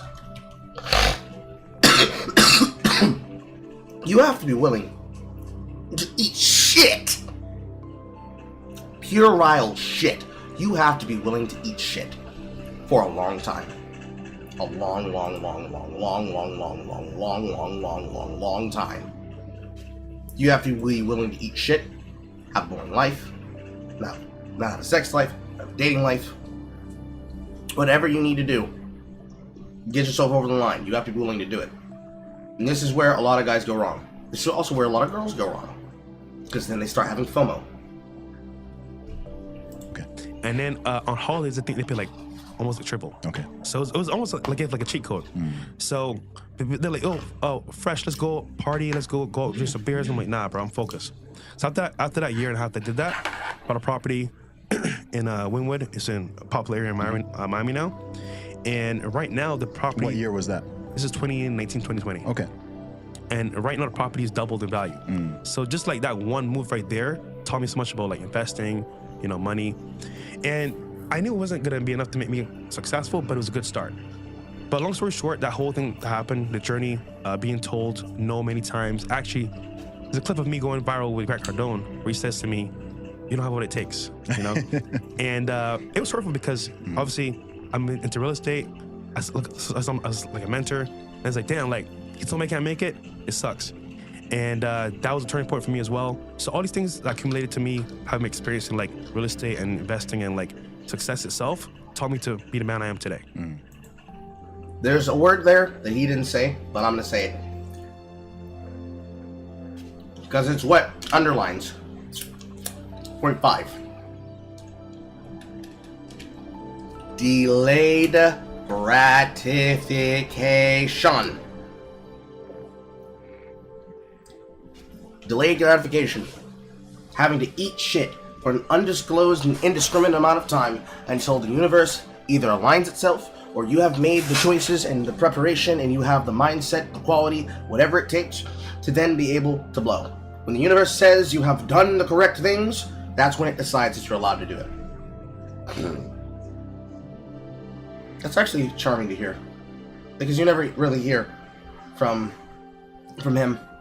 Awesome, man. And when did you start the Fresh and Fit podcast? That was early 2021, is that right? Yes. Yeah. Okay. So basically what happened was, at that point in time, when I bought my property, I was paying rent. I had extra free time from my job, and as well I had money coming in. I was just like, so wasn't paying rent, overtime money, and I was doing whatever I wanted to do. My Range Rover, I was living my life a little bit more freely, doing more fun stuff. And then I was like, you know what? I'm gonna do YouTube seriously now. I have more time and money. So back then, I'd always see these videos go viral online. Those gold digger fan videos, remember? Yes, I do. So I'm like, you know what? I can get a Lamborghini from one of my friends. I can do this. It's not that hard. Yeah. Mind you, my first video was kind of like wonky, but hey, I made it work. Yeah. And funny enough, what was your first video? So it's funny because it wasn't dating. It wasn't even like social dynamics. It was actually like a gold digger prank. So I had seen people online making videos and they go viral for doing these pranks. And I'm like, hold on, you're telling me to get a Lamborghini, find a girl, and have that interaction and go viral? So funny enough, my friend had a rental company. He had an orange Lamborghini. I got it for the day, went to downtown Wynwood, and I did that exact prank. However, I spent, literally Zuby, 3 hours waiting for one reaction, which is, hey, you know what, I'm good, I'm gonna walk away. And the company say, oh wait, this is your car? I'll talk to you now. It's funny because that interaction itself is hitting so many trigger points of actually like making people have emotional ties, maybe hate, maybe love. So it's a good video to go viral for anyway. But long story short, I did that video, and in that video was two interactions. One was genuine, the very first one. 3 hours I was waiting there, finally got one interaction. The second one, I said, screw this, bro. There's no way I'm gonna be here for 10 hours to get this video done. No way. What was the reaction you were expecting? Wow. 6. You must be willing to see through things you do and do not quit them because they get hard. But be realistic. You borrowed a Lambo to try to make a video to do a prank on a woman who you wanted to get involvement with. Not necessarily get your dick wet, but to try and go viral. But I guess that works out for you there. On the baseline, and the whole part, other men see you do this, and they say to themselves, yeah, I can do that, I can get that too, and I'll go viral for it. Probably not. Probably don't do it. Probably do not do that. It would probably work out poorly for you. Being or hoping for. So what I see online is people park their car, girls walk past, they're like, hey, what's your name? I want to talk to you. They kind of shun them off, like, oh, just walk away and ignore them, right? And then they come back when they go to the car, it's like, oh, is this your car? Okay. And then they say, okay, I'll get in your car, talk to you, whatever. Bro, literally, man, I don't know what it was, but maybe just me, but it didn't work. I'm just like, yo, just keep walking, like, oh, no, I'm good, and just keep walking, right? So then I was like, okay, I'm gonna tell this girl, listen. And this girl talked to us, listen, I'm doing this video for YouTube, wanna be part of it, cool. And it works because she was like, you know what, I'm totally down for it. She just played the whole role, whatever. And funny enough, that video went viral on Rollstar, Twitter, and YouTube. Okay. So I realized, okay, hold on here. I can copy this and form of somebody else on YouTube, maybe add a little twist to it, and it can go viral. I'll do it again. So I did 3 videos like that, back to back, and they went viral. Now, funny enough as well, I'm in Miami, walking around, I was like, oh, you're not good on YouTube, there's a gold digger prank. So I'm like, wait, I'm actually pretty viral? So that's the first time I actually saw it being viral and, the effects of it. So that was pretty good for me, that experience. And I said, you know what? If anyone can do it, I can do it as well. So at that point, I decided I was going to do YouTube full time, with the actual aspect of doing work in my job as well. So I was like, okay, if I can do this multiple times back to back, then I can make it work. Okay. So your first plan with YouTube was just doing prank videos. That was the original. Realistically, his plan was not to make prank videos. His plan was to go viral multiple times in a row. So luck. His plan was luck. Everything up to that was their planning, timing, trial and error, education, but now he's literally just flying by the seat of his pants with luck. And he got lucky. Original plan? Because that's all I knew. Okay. Because I was like, how to go viral, how to get like views and clicks, and I mean, that's all I could think of at that point. Yeah. And just timeline-wise, because I know more about your backstory than some people might. Yeah. I know at some point after you came to the States, you got married.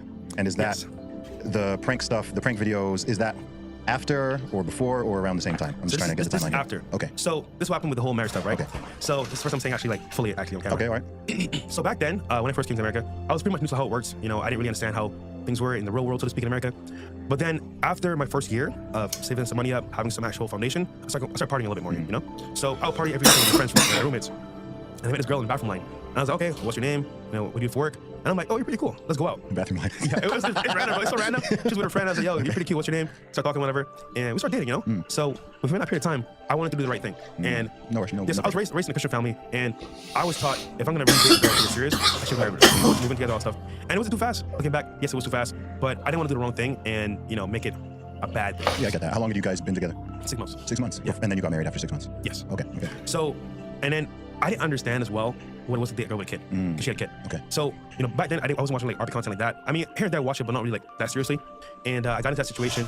I never forget, my mom was like, Walter, do you know what you're really doing here? And I'm like, yeah, you know, I like her, she's cool. You know, I'm doing what God wants me to do, so this is fine. Yeah. But I didn't understand what it took to really date a kid. And looking back, I should have looked into it more to see what it entails, because I was not ready to be a dad. Yeah. And I get to stepdad. So I went through that process, and I learned a lot about marriage, you know, dating itself, being with somebody long term. And I was like, yo, like, 'cause back in Barbados, bro, I was like, have fun. Yeah. With the What did you girls. learn? What did you learn? I learned one, if you're gonna be married to somebody, it should be for life and it should be serious. And you should be ready to take on all the responsibilities that come with that, which means either you step up to the plate for being a dad for somebody's kid, or even, for example, just having consistent action to lead to a desired result. And Correct. So all the shit I've already laid out already. Perfect. Wonderful. And I was more like trying to be successful back then. I was focused on me becoming better. So for me to take on someone else's kid and them was a lot, bro. And I was like, okay, I have a choice to make here. Either I stay on this path of taking care of them, providing for them, being with them, or I cut it and say, listen, this isn't working out. I'm gonna be successful. I can't do both at the same time. Because knowing me, I can't multitask like that. It's either focus on what I need to do right now, or both, and I never make happen. So never forget. So, even though a person would normally say this is selfish, he at least has the ability to say, honestly, I can't do these things, I don't want to do these things. And through that, and that alone, I can't fault him, honestly. This would be where most people would probably say something along the lines of, he was making bad decisions for himself, and people in the red pill being like, yeah, brother, break your chains, break your chains. But realistically, he did not want to be latched down, and he knew that he wanted to be successful. And so he did the best thing that was best for both of them and said, listen, I can't do this. I'm destined for greater things, baby. I gotta go. I'm a Rolling Stone. This is actually no different than when we covered the Dante story involving him and Tarzan, and how he chose to drag their pregnancy and abortion into the scene and then act like that shit was normal. People going viral for the kerfuffle over his announcement and calling him a sociopath. But as I noticed, as I did my follow-up research on that story, all those people flipped their argument. They flipped their position and said, oh my god, that's so horrible, that's so horrible, I can't believe that Tarzan did that, I can't believe he did that. When before, they were shitting on him. Same people, one-to-one. So, probably props to him for being honest. I would say fascinating, honestly, because it actually means that he's a lover boy. Moving forward. Yeah, it was like a year into the marriage. And I was still working at the insurance company back then. And I was in the car, late night after work, just sitting myself like, damn, this is my life right now. I want more life. I don't want to be stuck in this bubble and in this like marriage and stuff like that. It's like you on YouTube and I search in the search bar, dating single mothers. Bro, I found so many videos, but there were three that stood out to me the most. Tom Likas did a radio show back in the day, talking about like women and dating, and I watched so many videos of him talking to people, their experiences, and I was like, damn, that is me. I feel alone in the house. I feel kind of trapped. I feel like it still gets one at all times. It's weird, right? How old was the kid? Just out of 3 years old. 3, okay. Man, he wasn't a bad kid per se, but you know, it's almost like it's not my kid, bro. So I can't punish him how I want to punish him. For example, you underestimated what you were taking on. Yes, and I had no idea what it fully entailed until getting into it. Yeah. So I watched that video of Tom Likas. I watched Richard Cooper, Entrepreneur Cars. I watched Soul TV before, and it was almost like, you know what? This is not for me. I have to break it to her as soon as possible. So literally the next day,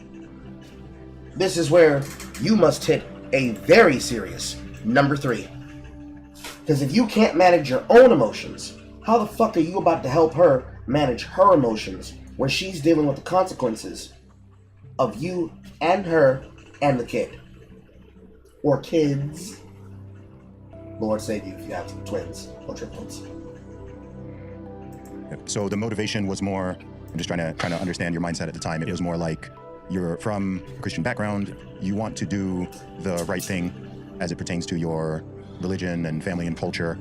And so you kind of jumped the gun and thought, well, I like her, she's attractive, so let's just tie the knot. Yeah, and also, if I'm gonna be living with a girl, I should be married to her in the house, you know? So that's why I was like, you know, I'll marry her. There's like the pressure. But it wasn't like a big marriage, it was like, I went to the courts, got some papers, and that was it. It wasn't like a big marriage, whatever. But overall, that experience taught me, listen, at the end of the day, there's one life path to go on. And it can either be as hard as you want it to be, or as smooth as you want it to be. But in that sense, I didn't want to have anything stop me from being successful. So unfortunately, that was in my way. And looking back, yes, it was my fault for even getting into that situation, but I'm glad I got out of it, because like, if I didn't get out of it, I'd not be here today. Yeah. Okay, so fast forwarding a little bit up to early 2021, your YouTube content changes and you start the Fresh and Fit podcast with Myron. How did that come about? So basically, like I said before, I started going viral on YouTube for the gold digger pranks, some other pranks as well. And then I got an interview with Soul TV before, because I would do it for a living, I know where you're from, all that stuff. We did an interview. Actually, I should probably find out videos. It was actually a pretty good video. And then he's like, oh, yo, bro, like a week later, he's like, bro, there's a guy in your city named Myron Gaines that he does fitness videos. I was like, fitness videos? I'm not into gym like that. So I'm like, I'm all right, brother, I'm cool. He said, no, bro, I'm kind of even. He's cool. He's the same mindset. So talk to him. I was like, all right, cool. So we DM each other on Instagram. And for like an hour, we're like on the phone just talking about real estate, girls, dating. I'm like, we got some of the same issues in Miami, man. It's a tough marketplace, you know? So then he was like, you know what, let's get dinner tonight. My roommate, myself, and Myron had dinner at Top 42 in Midtown. It's like a local spot, like brunch and like dinner. So we go over there, chop it up for like 2 hours almost. And we're like, yo, bro, we have such similar mindsets, for example, of like dating, lifestyle, girls. Let's do a podcast. I was like, why not? Let's do it. So we did one podcast like the following week. I was at my spot, it was his spot. We did it virtually, of course. And people liked it. We spoke about dating itself. We broke down social media dating and cold approach, which is like in-person dating and online. And people got to see like two different opposing sides and what each side did for each individual. And people liked it. So we did one a week, and 2 a week, and 3 a week, and then it became like a thing where we did weekly. And you both had your full-time jobs at this time, right? Yeah. Now, mind you, if you know Myron, he's very vocal about how he feels, he's passionate about it. Really?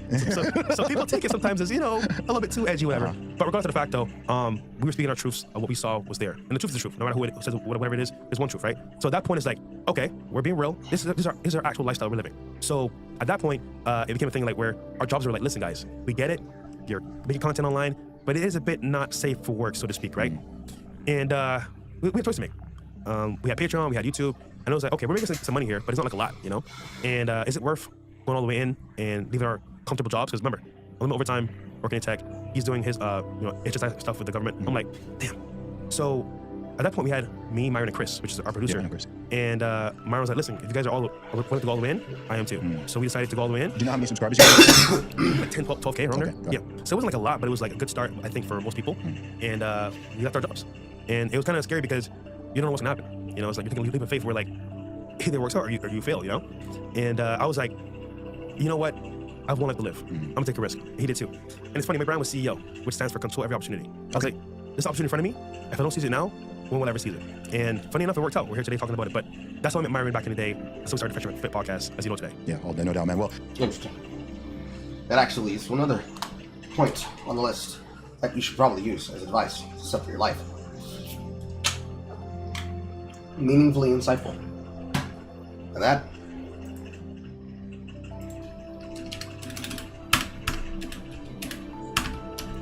number 7. Build a support structure and village. You need to build a support structure and you need to build a village. These two things are not the same thing. As one shouldn't be familiar with the very commonly cliche phrase that it takes a village to raise a child. You need to build a support structure and you need to build a village. Which means you also need to find people that are like-minded. You need to find people who are like-minded to you. You either have to share some quality, not all, just one quality that you appreciate in them, that they appreciate in you, to be able to meld and work together with each other.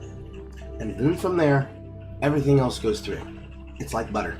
It slides, it glides, it melts, goes down smooth with a little bit of salt. A little bit of sweet, a little bit of salt. A little nougaty center. And by doing that, you give yourself the ability to have the chance to actually build and grow. Because no man is an island. That's also number 8.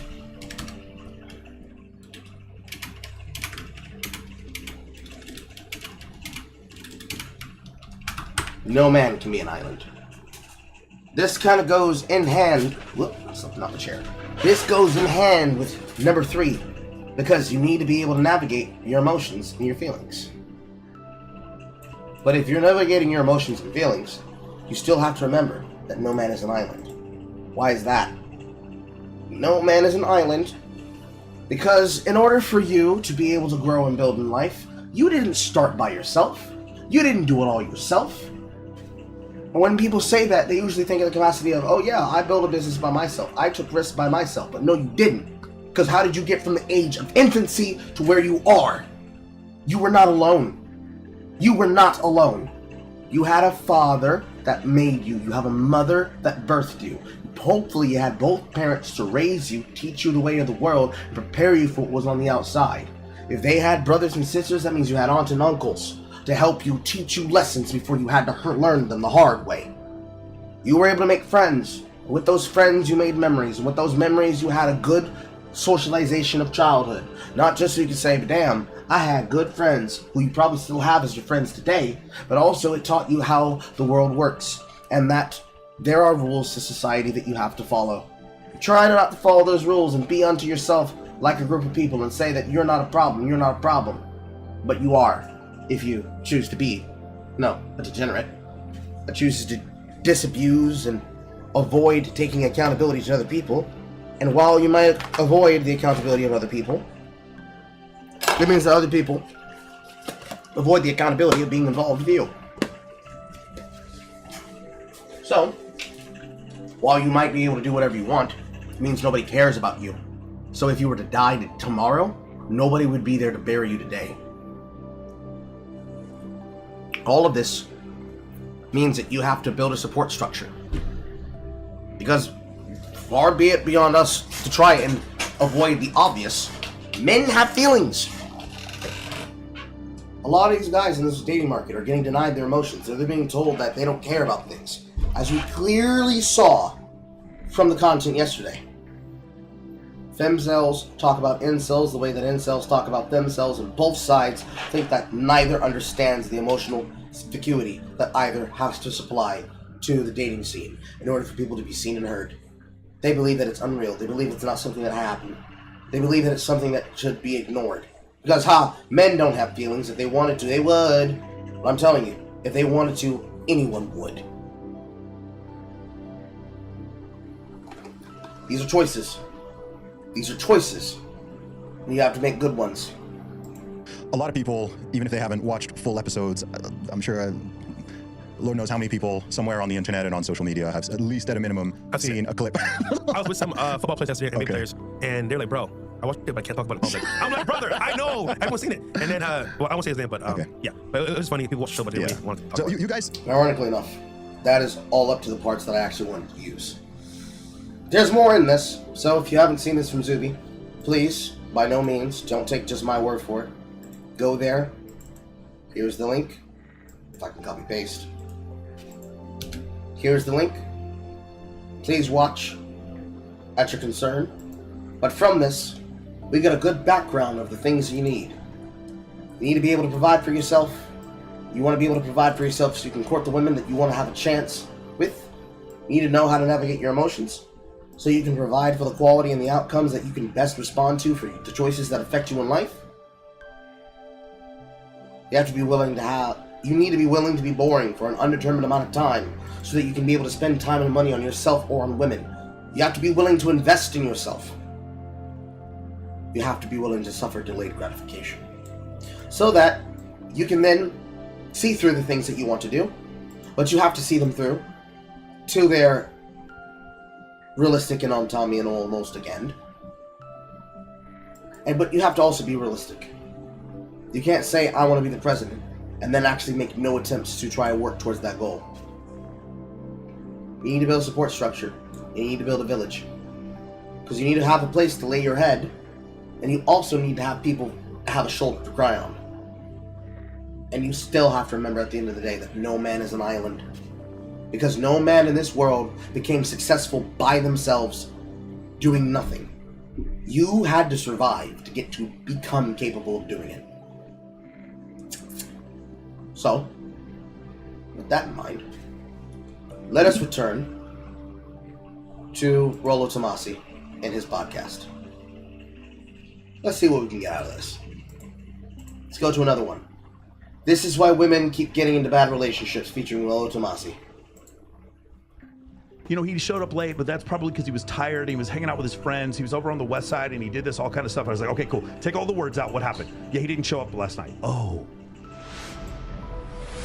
Because then I used to work in a strip club, and I would see this over and over again. And then after a while, I started to come to the realization, it's like, this is why men a lot of times choose younger women, is because they haven't gone through as much PTSD. They can train them. Mm-hmm. I mean, yeah. I don't really think it's that. I really don't think it's that. I think the whole grooming training thing is way overblown. I'm listening. It's always been overblown.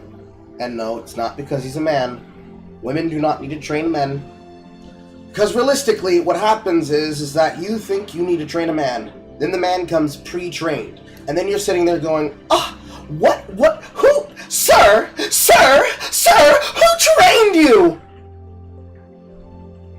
If you want to be for dead ass real, this is where most men want to fucking backhand somebody. Because what do you mean I was trained? I thought that you were having cramps, and so I bought you flowers and chocolate.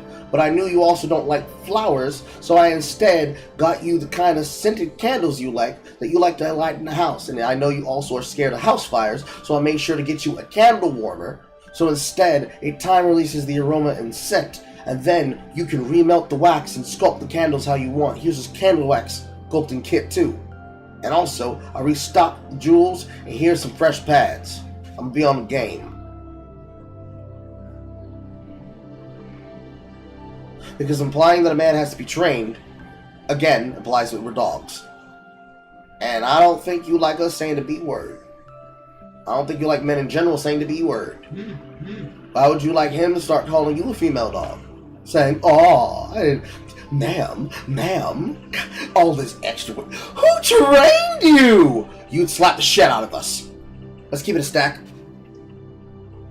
Man. Yeah, but I don't listen to you guys. So were you trained? I don't think you guys felt like you were trained by these men. But you don't know you're being trained when you're doing it because you don't know any better beforehand because you're so young that you haven't been through it.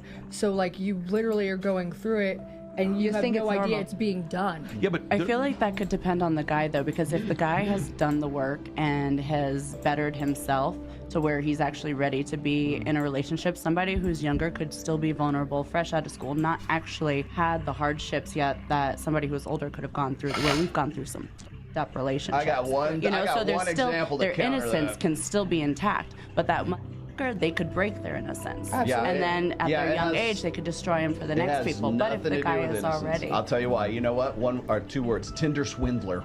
Okay. Oh my fucking god, Rollo, you're such a goddamn comical fallacy joke. Okay.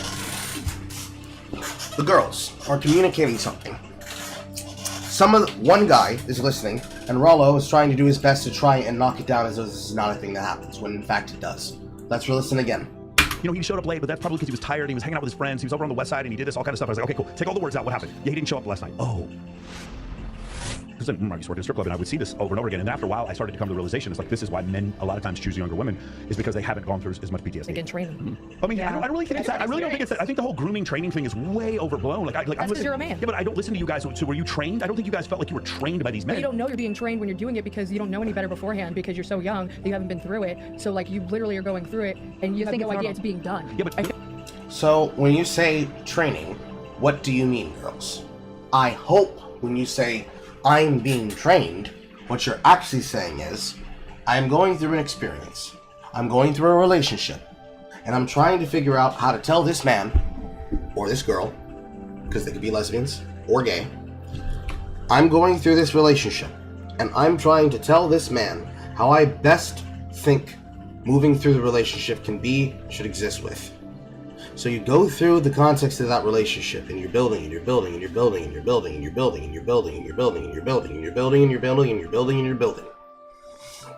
And you go through these experiences, leave that relationship. And so you take the lessons you learned from the trauma that came from that relationship, and is that what you're calling training? Or are you talking about women actively trying to get their boyfriends to do things that they like? Because they like the benefit of being able to come from the home and not, after they get off a day of work, have to do extra work on top of the work that they already did. That's what was on my wall.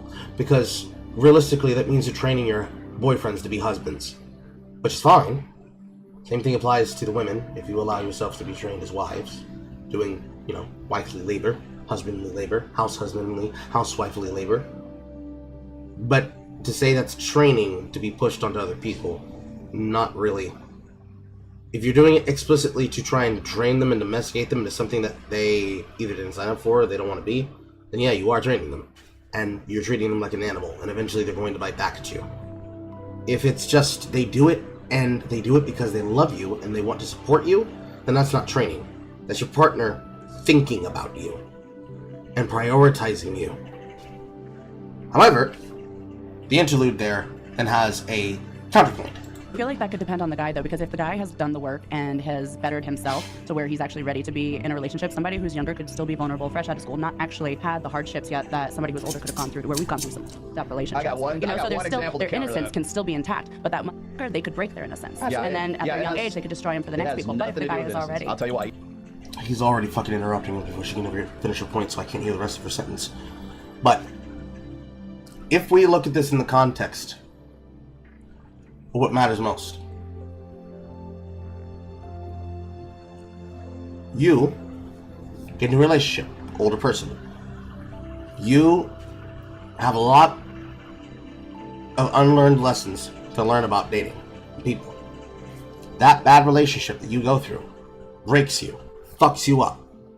Now you have bad outcomes, always. Problems, always!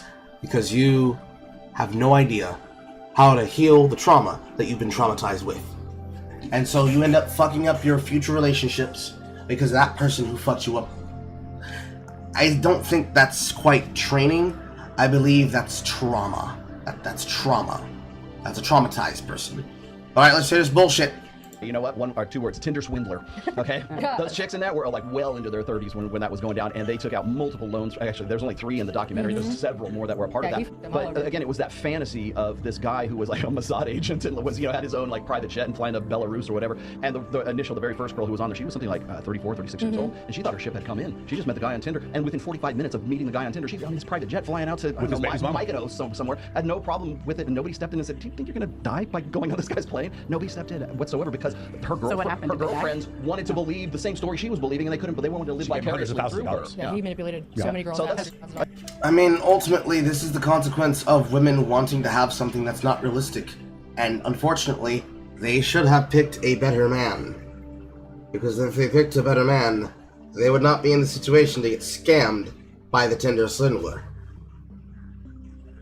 But there's a flip side to this. I wonder if anybody in chat knows what it is.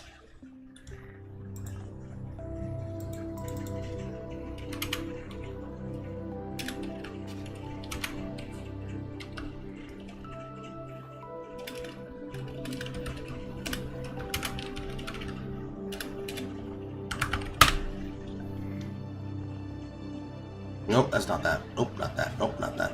Nope, not that.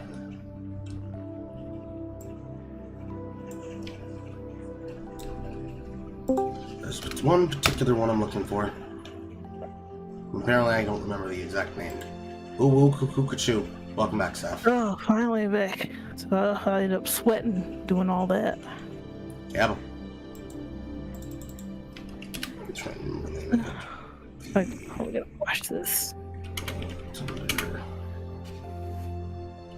Was it the Tinder Trap?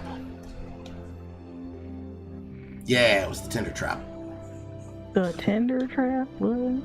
Yes. Alright, the Tinder Trap. Anybody who's unaware, the Tinder Trap was effectively a light-skinned black woman. I believe her name was Natasha Aponte. along with her social experiment partner, Rob Bliss, who tricked dozens, if not hundreds of men that they were going to go on a Tinder date with her, and made it instead into an embarrassing insult to injury. The mass. Effectively, Googling your name. Effectively, what Natasha Aponte did, for those who are unaware, is Natasha Aponte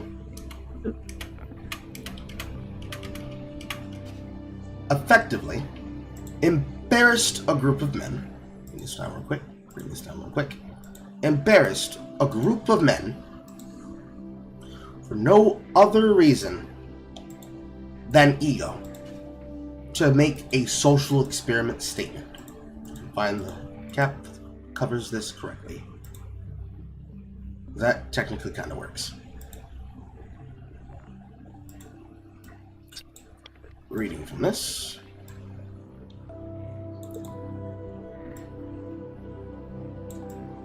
Natasha Aponte, woman who tricked thousands of men on Tinder, explains the purpose behind dating competition. She made it a competition where she tricked men into New York City's Union Square to try to take part in her public dating competition. There are many men that made the correct decision, that once she revealed she worked with a producer to execute the mass dating scheme. The film itself, being titled The Tinder Trap, was published on that Thursday and included the footage from her mass date in Union Square. And the problem is that no matter if you call this a social experiment, this was a level of embarrassment. That leads me to ask you, okay, so let's take that framework those girls just said. Who was getting trained in the situation? Was Natasha training hundreds of men to make them better? Or was she making an ego-driven social experiment to waste other people's time and get famous online? The obvious answer should be that she was doing this shit to get famous online. And this is one of the many troubles and fears of why I would tell people you shouldn't use online dating. Specifically if what you want is to avoid situations like that. It's very rare. It can work out. But if you want to have outcomes where you're not potentially going to get monetized for content, maybe not. Or, no, try to see if you can get them to laugh at one of your jokes. Possible, maybe. Let's keep going. Like, so whenever I hear like Dr. Jordan Peterson talk about like, oh, well, you know, older women don't fall for that. I'm like, get the out of here. Go watch Tinder Swindler. Yeah, absolutely. Because I've also found this situation with older women where a guy will come up and what's it, lover boy, whatever it's called, where he'll pretend like he wants to be in a relationship and he just wants to have sex. And so I've seen older women fall for that as well. So that's definitely, I definitely. He like romanticizes the situation. For sure. Well, the thing is that he uses the lover boy tactic where he romanticizes the situation. Yeah, exactly. The woman is exactly correct. He romanticizes the situation and he preys on their idea of wanting to have sensual, deep, romantic connection. They want to have sensual, deep, romantic connection. They want the kind of relationship that's had by the character in 4,000 years of longing. She wants to have the ability to say, oh my god, a big, beautiful, mystical genie for me with a big black cock. Oh my god, I can't believe it. I have hit the jackpot and slipped her fucking shoes off and fallen into this relationship that she couldn't have even better wished and hoped for.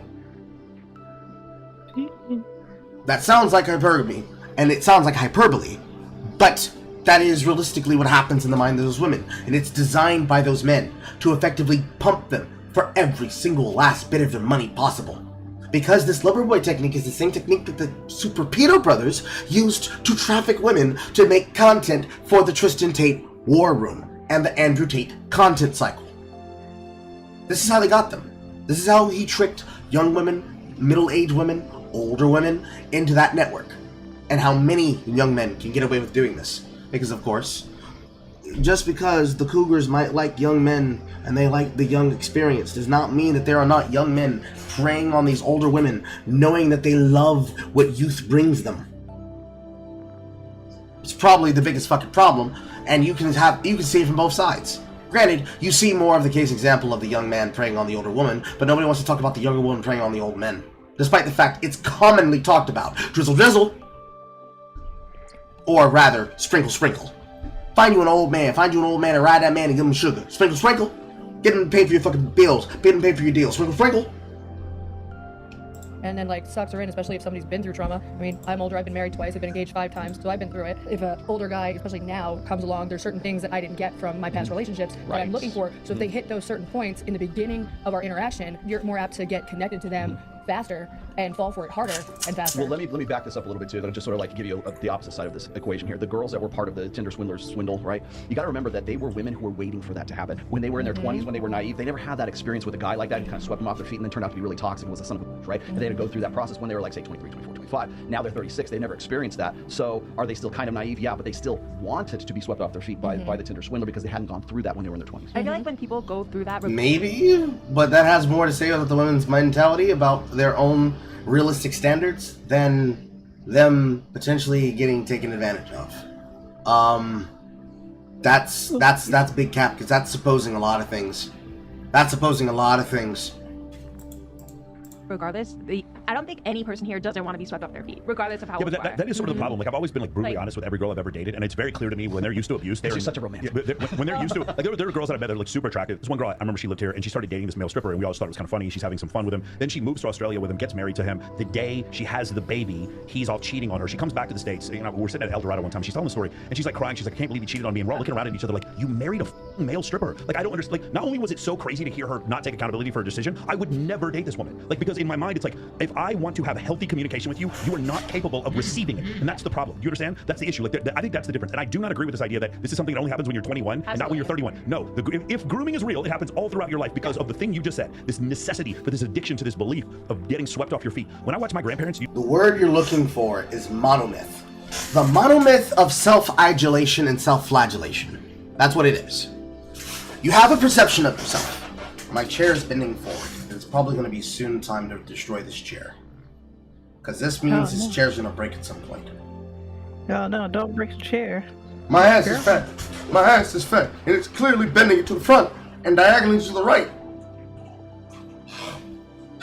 You have a self-perception of yourself. And the self-perception can be healthy or it can be unhealthy. A healthy self-perception is, yes, I can be successful. Yes, I am successful. But I will be humbled. And I will be able to humble others as need be. A unhealthy self-perception, an unhealthy monomyth is, I am God, nothing can harm me, nothing can hurt me, no one can ever affect me emotionally, and those that do, they didn't, because I wasn't really hurt, not for real, for real. In other words, the difference is between having perspective and curbing your enthusiasm, and coping and seething. Understanding your particular predilection to the monomyth is important.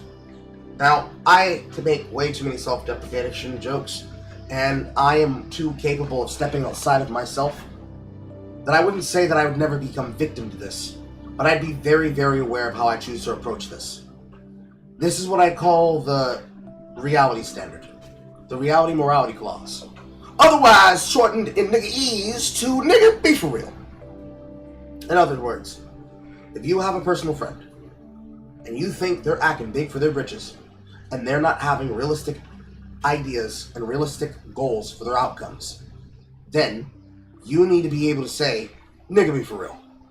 So, let's say you provoke a fight with somebody. You provoke someone else, but you act like a crybaby. Nigga be for real. They show you how you wronged them. Nigga be for real. But you keep projecting it.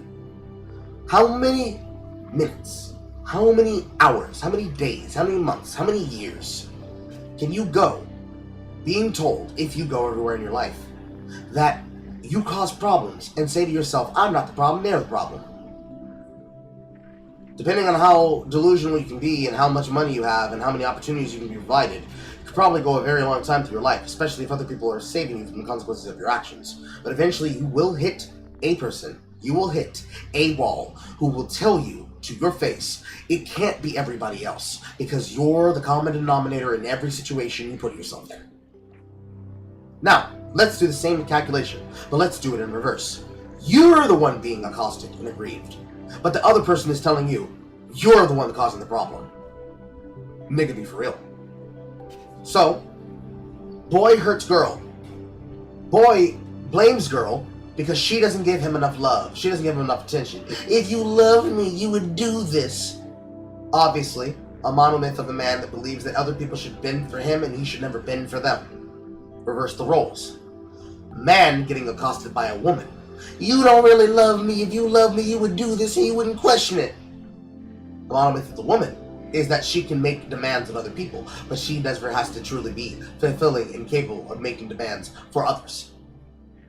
Depending on how this person behaves, the monomyth can be so cripplingly destructive to their relationships that they cannot pair bond and they cannot form friendships, let alone sexual relationships, let alone long-term monogamous relationships, let alone polycues, let alone anything. They effectively become as what it sounds like. A monomyth. A god! They see themselves as a god, above others, not human. And this is very dangerous. There are many women who have this kind of mindset. There are many men, many men, many men that can't eat the sea, they can't find the hole, they can't find where to flick the bowl. Have mercy on them. They don't know what to do with themselves. And they certainly can't find somebody to teach them what to do.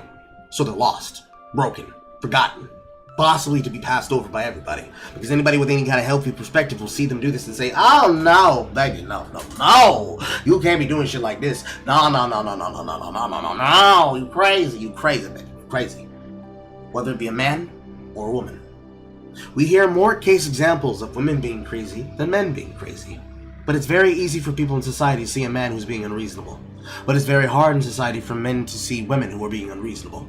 Usually because the social standard is being set by women, which means the social expectation is set by women. This is not me coping, this is not me pulling something out of my ass. Society is driven by women, but it's powered and fueled by men. If women are the ones that set the perception of what one should expect to do, example, every kiss begins with K diamonds. Men should be expected to propose. And very rarely do people buck the trends of tradition, as seen by other people. That means society lives in your head and in your perceptions. So, if the perception remains that women have power, and they exercise that power, which is much to the case of the thumbnail. Let's see here. I believe this would be what the person was referring to from the thumbnail that I had on Twitter. Let's see if I can find it. Every kiss that begins with K.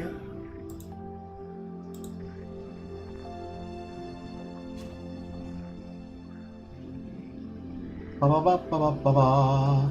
Ba ba ba ba ba ba. Ba ba ba ba ba ba. Ba ba ba ba ba ba ba ba ba ba.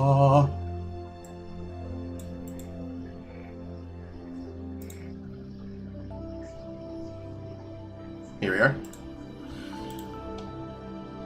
Open image. And this on screen. Boop, boop.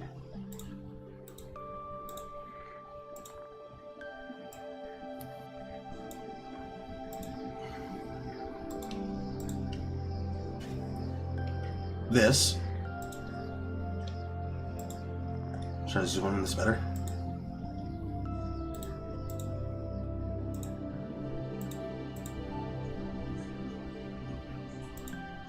Lord have mercy.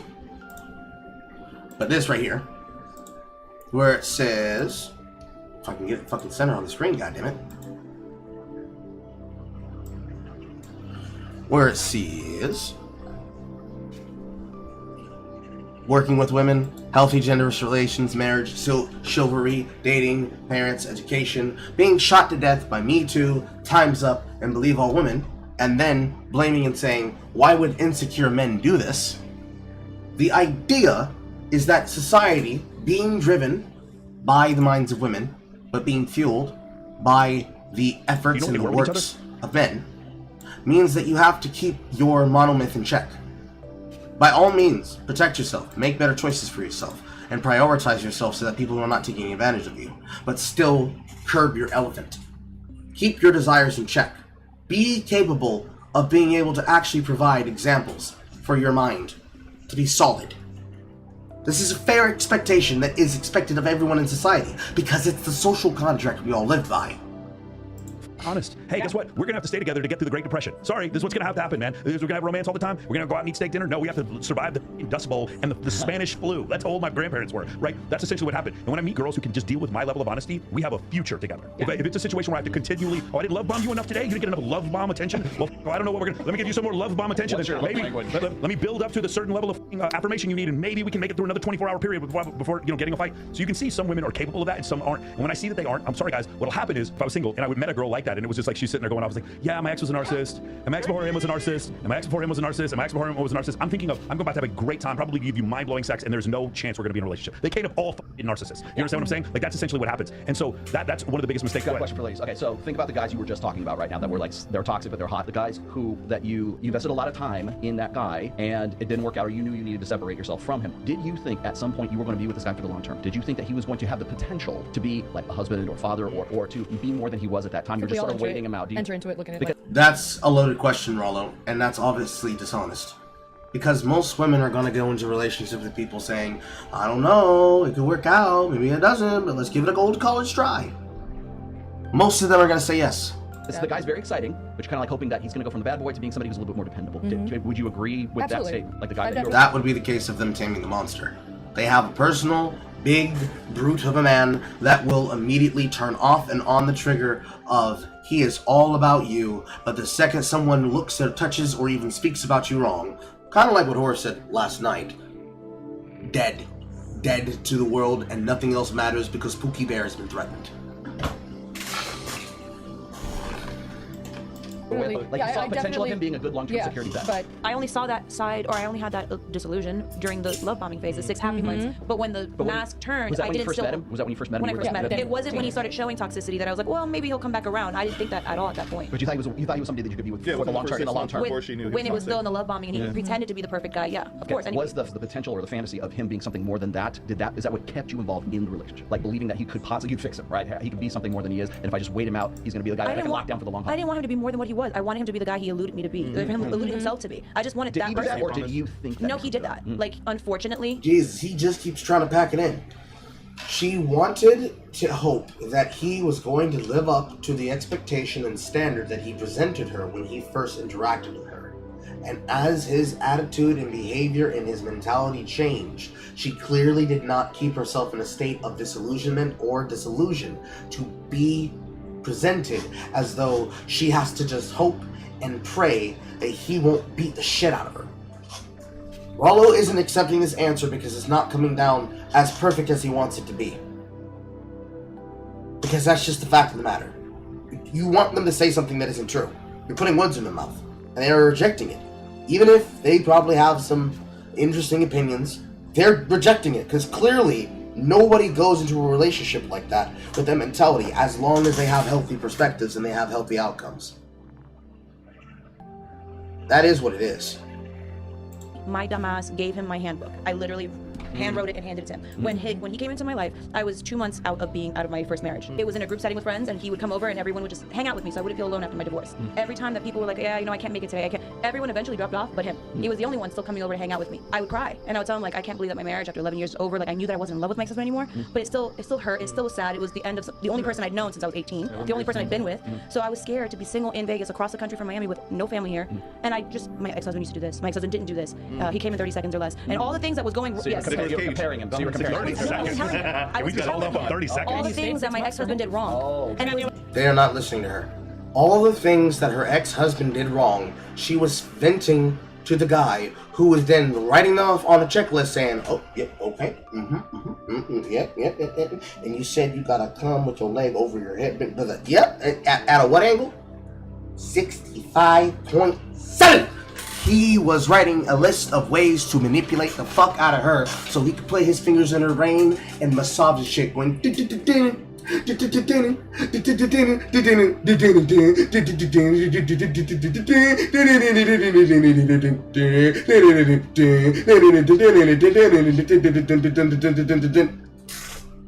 Giving him the handbook on how to come manipulate me. I gave him all the answers for how to appear to be the perfect guy. So as soon as I told him, hey, Mike's never planned a birthday for me, he never did this, he never did that, this man showed up and did those things times 10. And it didn't come off in the moment disingenuine. My beep boop beeps didn't go off. It didn't register to me that it was a manipulation. It just felt like Well, the beep boop beep, your radar wouldn't have gone off about it, because this what the girl said earlier is being trained.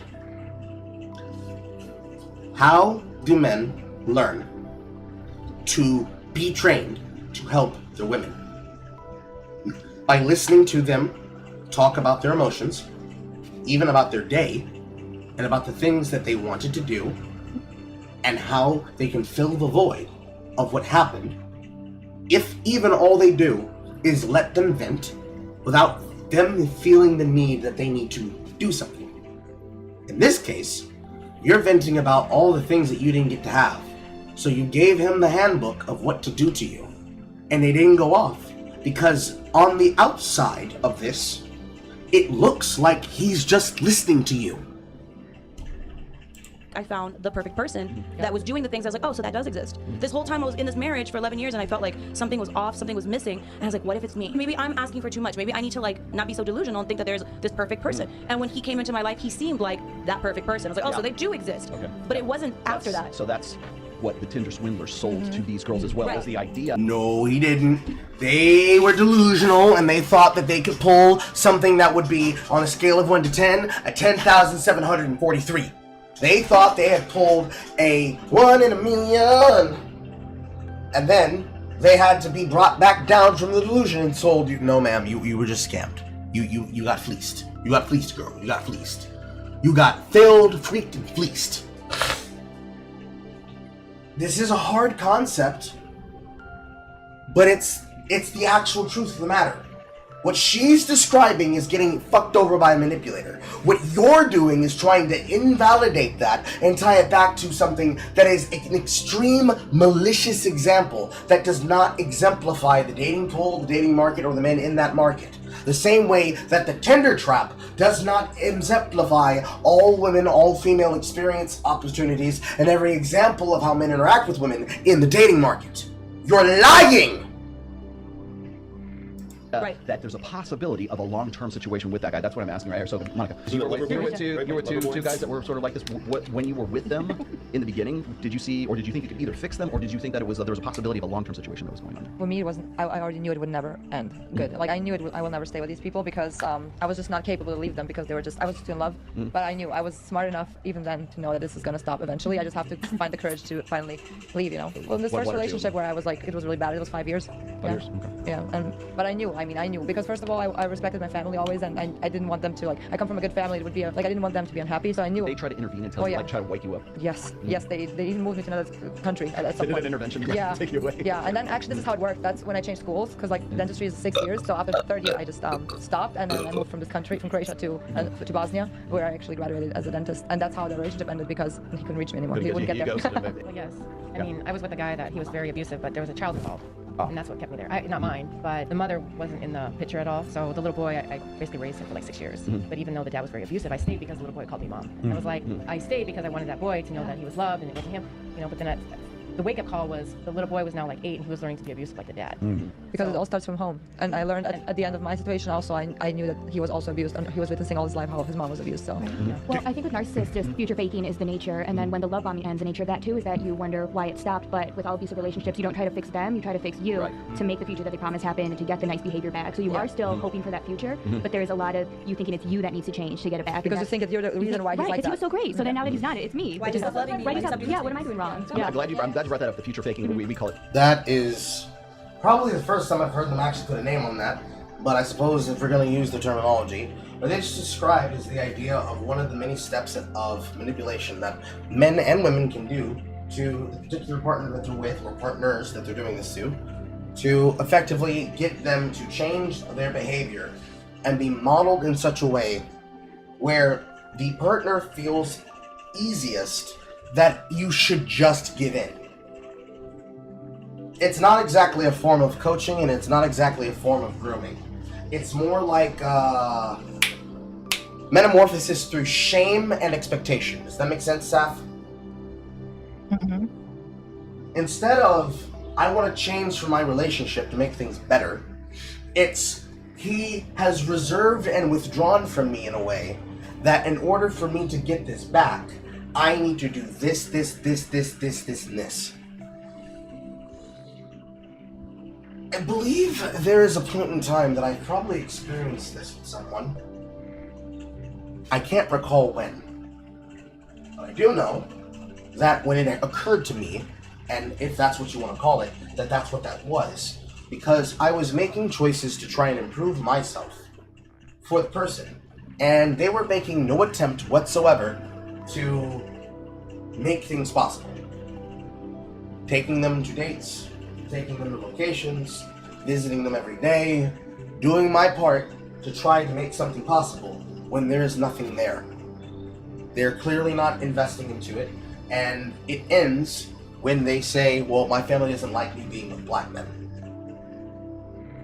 That's already crushing enough. But effectively, the idea is you do all this to change, and then you're told, actually, you were never going to be good enough. And it's not even like what you did was going to change things. You will effectively waste your time. It can definitely be a thing that breaks you, because then, what do? Do you rubber band back to your default state, or do you keep the training that you were doing? Realistically, if you were doing it legitimately, not just to make them be pleased and impressed by your changing, but you were doing it to change yourself for the better, to adapt to the situation you were in, you should keep the change that you did because it's positive for you. It already works out for you. It's like being a man who learns to sit to pee. Like, there's no upside to standing to take a piss. There's the problem with the splash zone. There's the fact that if you miss, you need to clean it up. There's the fact that if you're missing entirely, well, you clean that up immediately, because if you leave that to fester, that's mold, that's mildew, that's disgust, that's filthy, that's nasty. What woman wants to deal with that? And then, of course, random parts in the night when you actually do need to take a dump. Splash zone! So learning to do something like sitting to pee, something that I actually learned to do a very long time ago, actually when I was working with the elderly. It works out better for you because number one, it makes it easier for you to be able to clean up the cleanliness. That's the first benefit, amongst others that I will not bore and or disgust you with. So, this is something that probably affects women more than men, but that doesn't mean that it can't affect the men. Still, the way to play around this is, of course, catch yourself doing this. Don't let them make you change yourself for something that doesn't seem realistic. They should be communicating things to you like this so that you don't feel like you're making a change for nothing.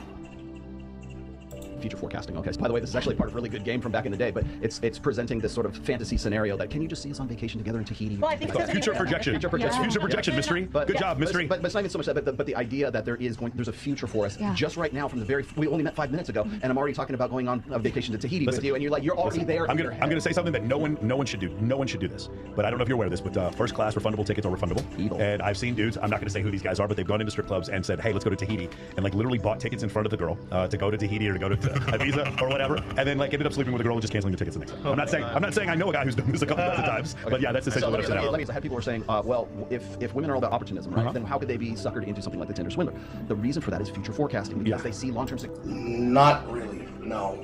If they're being tricked into something with the Tinder swindler, it's more about them taking opportunity to seize the moment. And if they're going on an extreme form of carpe diem, they're riding an emotional roller coaster. It has nothing to do with seeing a future with the guy. It's more like, girl, come over here and let him roll us out. We're trying to get rolled up like some pretzels and go to a fucking Fiji. That's what that is. That has nothing to do with seeing a future with the guy. They can leave that situation flipped, filled, and forgetful, and say, girl, remember when we got dug out by those guys that took us on a trip? Damn, girl, that was crazy. That was crazy. And remember the abortions we had to get after? Girl, that was crazy. That was crazy. What does that have to do with future forecast, Rollo, Tomasi? security in this guy, and that is part of the attraction to that guy, is not only that he's exciting and he's a Mossad agent and he has his own private jet, which is bullshit, but the idea is that I could be married to this guy and still live this fantastic, wonderful fantasy life to a Mossad agent, and I'm going to be, and he's a diamond merchant. So let me point out something. One of the things we say, rule number one in Men of Action, is we don't listen to the words, we only pay attention to people's actions. And what'll often happen is if you guys had a male family member or a guy friend or cousin or whatever like that, a brother, who could look at your relationship objectively and just look at the actions, a lot of times, like none of the girls who got hit up by the Tinder swindler, had they been my friend, I would have been like, no, let's take 5 seconds, let's search some tail flashes, let's look up some names. None of this is true. It would take 2 seconds. But the women they're so in it, they're just like swimming in the dopamine. So I would recommend this, because I don't give a lot of advice to women, but this is advice I do give for women. Number one, only pay attention to actions. Guys, let me explain something to you. If a guy wants to marry you, do you guys know what he does? He asks you to marry him. If a guy wants to you, you know what he does? He f***s you. Well, I don't know what. Maybe he's just like dealing with work and there's this. No, listen to me, guys. One more time. If a guy wants to be in a relationship, he asks you to be in a relationship. This is just him exaggerating. If he wanted to, he would. That's all that is. If you would take all the words in your relationship and throw them out and just pay attention to the actions and explain it to someone like me or Rollo, like just a third party, someone like that, we're gonna be like, okay, now explain it back to me without the words. Do you see how it makes way more sense now? So I would recommend, actually, no offense, if you guys have a partial guy in your life, a brother would be perfect, a father, an uncle, someone like that who's like not trying to sleep with you, like someone in that capacity who can look at your situation objectively, take all the words out. You're gonna miss a lot. Like a lot of these things. Again, the girl who married the male stripper, like, haha, male stripper. Ha. Oh no, you're gonna marry. Oh wait, what? No, stop. Obviously, you're not gonna marry him. Come on, what the? That voice doesn't go off in her head because she doesn't have that third party approach to it. She can't look at this thing from 50,000 foot view and say, there's no chance this is going to, or very little chance that this is going to work. That's a really depressing way to look at it, because the problem there would not be they need to have a third party that would help them with that, because realistically, that's your girlfriend supposed to be for. Same thing with men. That's supposed to be what your guy friends are for. That'd be the same thing that your guy friends within your female relationships that are platonic would be there for. You didn't have a single friend to tell you, maybe you shouldn't be with this male stripper, simply because you come from 2 different sectors of life? That's why porn stars marry other porn stars. Other people cannot cope the cycle of my partner sleeps around, because marriage and partnership is a sacred, holy union. You don't need God for it.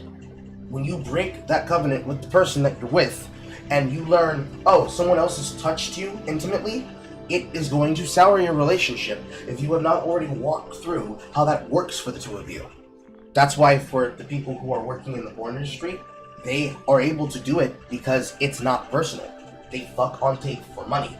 They sign deals, they negotiate contracts, they plan out scenes, they make discussions, they talk to the intimacy coordinator, and while they might have to do all the shit they gotta do, at the end of the day, after the end of that scene, Angela White's fucking crying. And you know what he's gonna do? He's gonna hug her. Because unfortunately, the female star that he's across from is having an emotional breakdown. Simply because, even though they talked about it beforehand, she said, I might have some waterworks. And this is actually, I'm not joking. This is something that has been discussed and has already happened several times. More recently in memory, it happened like maybe a year and a half ago. She went on and did an entire breakdown of where she was at mentally for that to happen. And as somebody with a partner, not even accounting for the amateur porn stars that are married to each other, but for content, they pretend like they don't know each other. Try to map that onto society and life, and you have a bunch of people that are going to fall into the same trap that most people do when they see these podcasters that are going to be talking about how much of what they're doing. This is why this blew up in Destiny's face. He is the kind of delusional person that believed that he could say and do the things that he did in his sphere, and that shit was not going to blow up in his face. Obviously it did. He already broke up 1 relationship and 1 marriage, thus producing a child from it that he now effectively has kind of fucked up in various ways for life. Not just through the potentials that he could have had and the doorways he could have opened that he basically closed, and many times in place for a fucking joke, but also it is the fact that a lot of it was done for the purposes of content. It was done for the spectacle of content, and that didn't make it okay neither. And then, of course, all things in society, if you were to come across a person and they told you, yeah, my girlfriend, my husband, my wife, my partner is a porn star, the morbid curiosity of this is that people are going to then look at your partner and say, bro, I can pull you, girl. Girl, I can pull you, man. And if they tell you this to your face, what you finna do? What you finna do? What you finna do? That's why most people wash their hands of it. And that's why most porn stars wash their hands of it. They try it out for a week. They see if that's a world that you can stay in. They try to see if that's a world that you can be in. You can't be in that world. Oopsie poopsie. So, having someone with some wisdom. Now, here's the other problem. I have a lot of female friends that I've given this advice to. I give men advice and I give women advice. Anybody want to guess which of the two genders listens to my advice and which of the genders almost never listen to my advice? The men listen to my advice because they want to get in better shape, they want to make more money, and they want to be better with women. They have an objective. I give them solutions to the objective. I show them irrefutable visual evidence, and then they do what I say and they get the objective. This is more to do with audio-visual experimental learning. Men can go to other men and get advice and get it tailored to the experience that they want because they're going to be goal-oriented. Whereas women are going to be emotion, if not vibe-oriented. This does not mean that one is stupid and one is not. What it means is exactly what we discussed and went over inside my video. Dinosaur Donovan, had a like and a desire, and he allowed social myopathy to mog him, to make him drop his own hobbies so that other people wouldn't be bullying him anymore. Mia, the black female nerd, didn't really identify with concepts as visceral as playing serious competitive tournament structure with friends in the neighborhood. Instead, she cared about the vibes and the aesthetics. In this goal orientation, men are going to ask other men to give them a list. What can I do to better myself? They will give them a list. They can give them suggestions and ideas. They will give them information even. And they can take that and say, boom, done, and go from there. It's like asking one of our longest supporters of the channel, Wheezy, the Alabaster, who happens to be a fitness expert that I trust with giving me and my partner advice to the point and degree that they've given us a fitness regimen. Both of us can actively use it and are using it. And in this regimen, from top to bottom, do the entire thing. Period. If we need an explanation, she's already provided it. But realistically, even before we took that call, still easy advice to follow, even with just the basic things that one can do. And then, of course, you have the female-oriented side. I wouldn't say that women can't take advice, because realistically, this is a fucking lie that's been put forth by other people that don't actually have enough female friends that they can respect, or that they have respect for, that they can refer to them and say, here's how I know that they behave and act. Because realistically, women can be goal-oriented as well, especially if that's how they learned, if that's how they process information. Especially for the purposes of if something happens and goes wrong on a rainy day.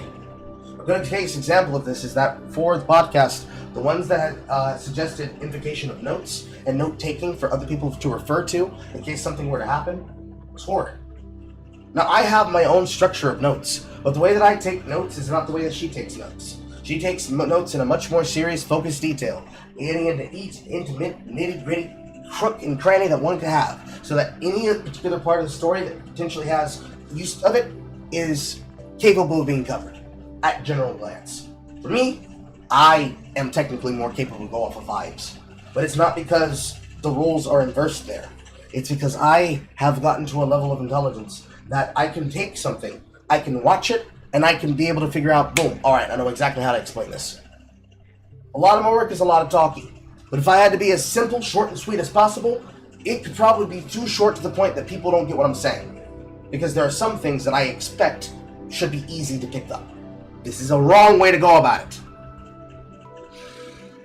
Instead, what you should use is a audio, visual, experimental methodology of teaching and learning. You need to see it, you need to hear it, and you need to do it. You need to see it, hear it, and do it to understand it. Understanding being the underline.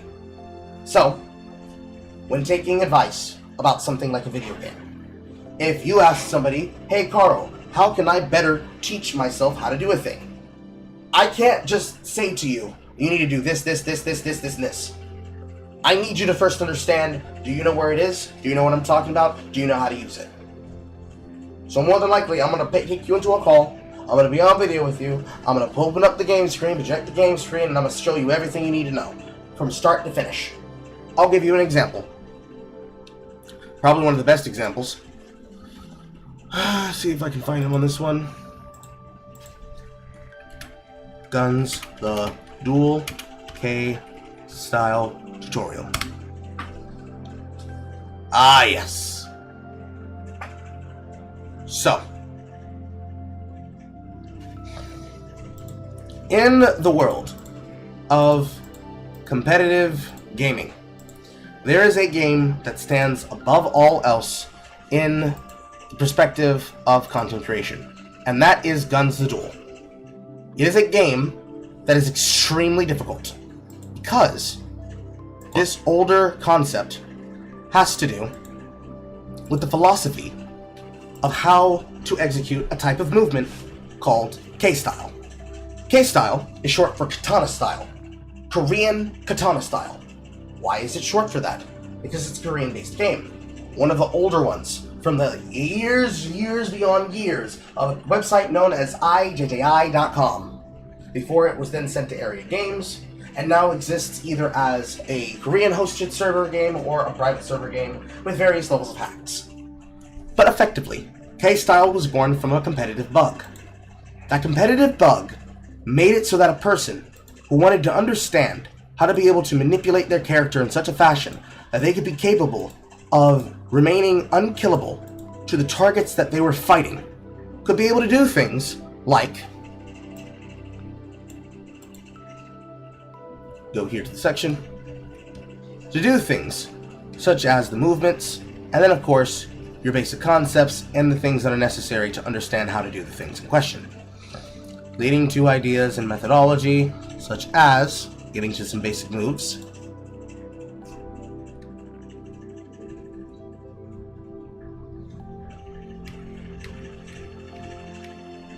Lord have mercy, things like the light step,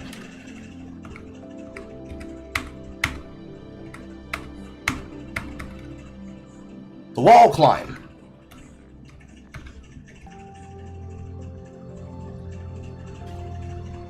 the butterfly. The most important part that is necessary to understand how to make use of it, because it's technically the best way for you to be able to fight when you're in melee.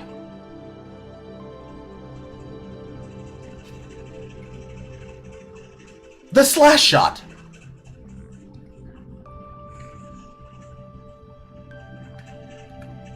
That, when done well enough, allowed you, with most weapons that had a very hard time to be able to use in the game, to not only combo melee damage into the shot, but also your ranged damage into the shot. Which, when you started using it, and you started approaching it more advanced techniques, would start to look like things such as the reload half step, which looked something like this.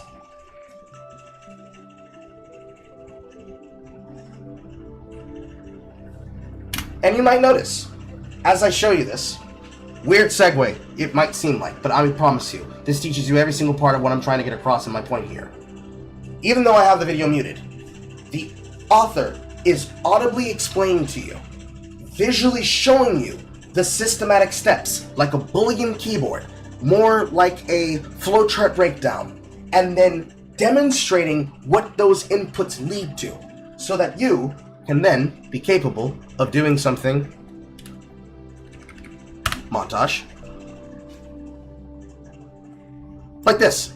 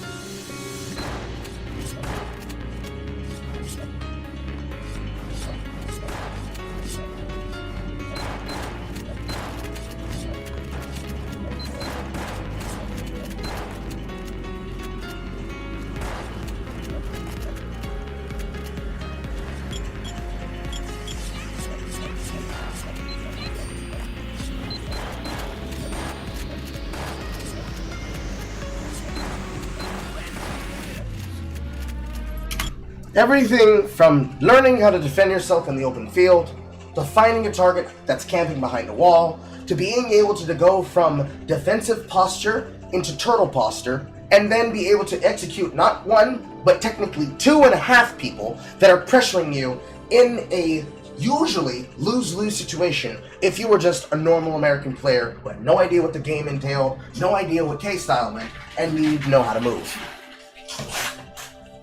What does that allow you to understand from what I'm trying to tell you here? What I'm telling you is that the way that men learn is this, right here. Everything that you just saw on screen, that's the way a man's mind works. Women don't necessarily work the same way, but if they do, the best way if you want to get something across, you need to see it, you need to hear it, you need to do it. Once you've seen it, once you've heard it, once you've done it, you can be able to teach somebody else. Because now you have repetition. Repetition builds mastery. From mastery comes experience, comes comfortability, comes familiarity. And then innovation. Lots of these things people have to learn the hard way. They have to learn the way that's technically inefficient. Things like this in dating is probably some of the worst case examples of things that they have to learn the hard way. But if you play it smart, you move smart, you understand these things in this way, you can be able to get across all these lessons and more and pick this shit up. So realistically, let's rewind it back here. Let's tie it together. Be better with women. They have an objective. I give them solutions to the objective. I show them irrefutable visual evidence, and then they do what I say and they get the objective. With women, I tell them a thing to do, and it doesn't feel good. So they don't do it, and they keep going back to the same dude over and over again, and they're upset. If ladies would just listen, like pay way more attention to the actions of the men and women in your life and pay no attention to the words. Imagine the entire interaction. Strip all the words away and just say, well, you know, he showed up late, but that's probably because he was tired. He was hanging out with his friends. He was over on the west side, and he did this all kind of stuff. I was like, okay, cool. Take all the words out. What happened? Yeah, he didn't show up last night. Oh. The medium is the message. You see how that makes way more sense if you just take the words out? He just didn't come home last night. Okay, everything you're saying right now is one of the main reasons why Loretta and I either like or dislike whoever each other's dating. Because Loretta is the third objective party and vice versa. For sure. She'll be like, Ava, stop. I think that the two of you have the best interest at heart. You're also both kind of like probably being women, romanticize this idea of like true love and being happy. Find a cold-blooded ass dude. Find a cold-blooded man who like just does not give, isn't trying to you, and ask him like to describe the situation, and you're gonna find something that is much, much, much closer to the truth. Okay? The whole concept that you guys have been talking about for a while, like being like honest and true, like that's not necessarily like a foreign language to us, but that's really weird because Loretta and I are so brutally honest with each other. I'm not thinking we're mean to each other. I'm like, we're not mean to each other. We're just being honest. Some people are like, you guys are so mean to each other. It's like they're so mean. I'm not mean. Everyone. So like what you were saying, Michael, when you first meet a girl. Night and day difference. Night and day difference. Because realistically, all he's saying is that men think in terms of what can I act upon, what do I notice, and what do I see. I don't condone what he's saying. I don't suggest and I don't believe in what he's saying. But to say that there's no truth to that would be dishonest. So you need to pick up on these things. All people need to pick up on these things, especially the young men need to pick up on these things. And you need to start noticing shit. And you need to learn ways of how to correct yourself so that you can be able to understand what the fuck is happening in situations like this. Hopefully that makes sense to everybody. Oh, you're brutally honest. Had you in the first half, but we got there. And you're direct. If they can't handle that, and they can't be with you. But that's how I feel too. And it's like, oh, they're from New York. No, we're not honest. I can be honest with my sister, but if I say it, same thing to a friend, she will fantasize, like still go on. And yeah, and like, the thing is, I'll give a girl some advice, and I'll be like, hey, listen, you're gonna anyway. It's fine. I'm just telling you what's gonna happen. Here are the next 5 steps. When that happens, just go ahead. Anybody here watch Game of Thrones? You have friends who watch Game of Thrones? Everyone knows what happens after season 1, episode 8 that like makes everyone cry. I'm not gonna say what it is. The episode called Never seen it. Everyone, like you're gonna watch a show after episode 8. You're gonna call me. You're gonna be crying. It's fine. It's fine. We'll get over it. And then it's season 3, episode 5. I'm not gonna say what it is, but it has to do with red something. And everyone freaks out. And they're like, my life, I hate this show. I can't believe you. It's the same thing. I can kind of see the steps that you're going to go down on this path. And I try to explain to these women and they don't listen. And it's fine. It takes you a while of dealing with the abuse to get it after a while. But my point is, I promise you ladies, as soon as you pay more attention to what's actually happening and less attention to how you feel about it, you will have all the answers. There's psychologists and therapists listening to me right now that are telling you, Michael's wrong. Michael's not wrong. What I'm saying is the truth. If you pay more attention to what's actually happening and less attention to how you feel about it, you will be far closer to the truth. And that's actually the truth. Okay? Yeah, I had a mail telling me like not to marry him after being with him for 2 weeks. Like I had a mail. It was my ex. Like I'm friends with but that doesn't work because the ex still wants to put his inside of you. So that doesn't work. It needs to be someone who like legit. That's why I'm saying cousin or brother, and then listen and be like, hey, you know what? This doesn't really make sense for this and this and this. This person doesn't work. You met him in the strip club. Yada yada yada. He had a bunch of red flags. Yeah, Every ex was crazy to him. Like bunch of red flags, one after the other. Like it just. I mean, he wanted to marry me after a week. Yeah. Any guy that wants to marry a girl after a week, For sure. something's That's not definitely normal. wrong with them. Yeah, no, again, I have a friend of mine right now. She lives in Orange County. Hopefully she doesn't figure out who I'm talking about. But she's constantly just getting screwed over by one dude after another. Then she meets a guy and he proposes after the first week. And I'm like, okay, interesting that I meet him and he's a complete stalker. He thinks that I've been secretly f***ing her behind his back. They're just totally crazy. And I was like, oh, of course he offered to marry you after a week. He would track my location. Yeah, He would track my location. He'd look through my phone. Like and he would always blame it on his ex. He's like, my ex cheated on me with 5 different guys. You're so beautiful. I think that you're gonna cheat on me. And I'm like, I'm very loyal to my partners. I'm not the type to cheat. I'm not the type to go elsewhere. When I'm with you, I'm with you. The way that you could tell that was the case is why the fuck is he going through your phone and saying, bro, I've had so many exes that cheated on me, so I just gotta see it. I gotta see it. I don't need to see that. Realistically, any person who's ever been in a situation where you feel like you have to know, so you have to do all this extra shit, go work on yourself. You should get to the point where even if that's a concern and worry, you can communicate that concern and worry, and you can make the active choice to say, okay, or, hey, can I talk to you for a second? And then ask them. Because what she's not saying is if he snooped through her phone. You know what I mean? Like, he was actively stealing her shit and going through it, and then she caught him, and he said, I was only doing this because I was scared. Like, I was a scaredy. Anyways. And he would just constantly accuse me after another, and I would forgive him because I felt bad for him because I'm like, oh yeah, this trauma was like this and that, and that concept of that literally blows my mind. If I was with someone that did. I would say stop the cap. No, trauma should not make you do things like steal money from your partner. Trauma doesn't make you steal money from your partner. Trauma does not make you fuck somebody outside a relationship. Love brings. Trauma should make you a criminal, and that's not an excuse to be a criminal. Like, if the person says they care about you, the love should bring their ass home at night. And the only reason they should not be there is because they live in a different house.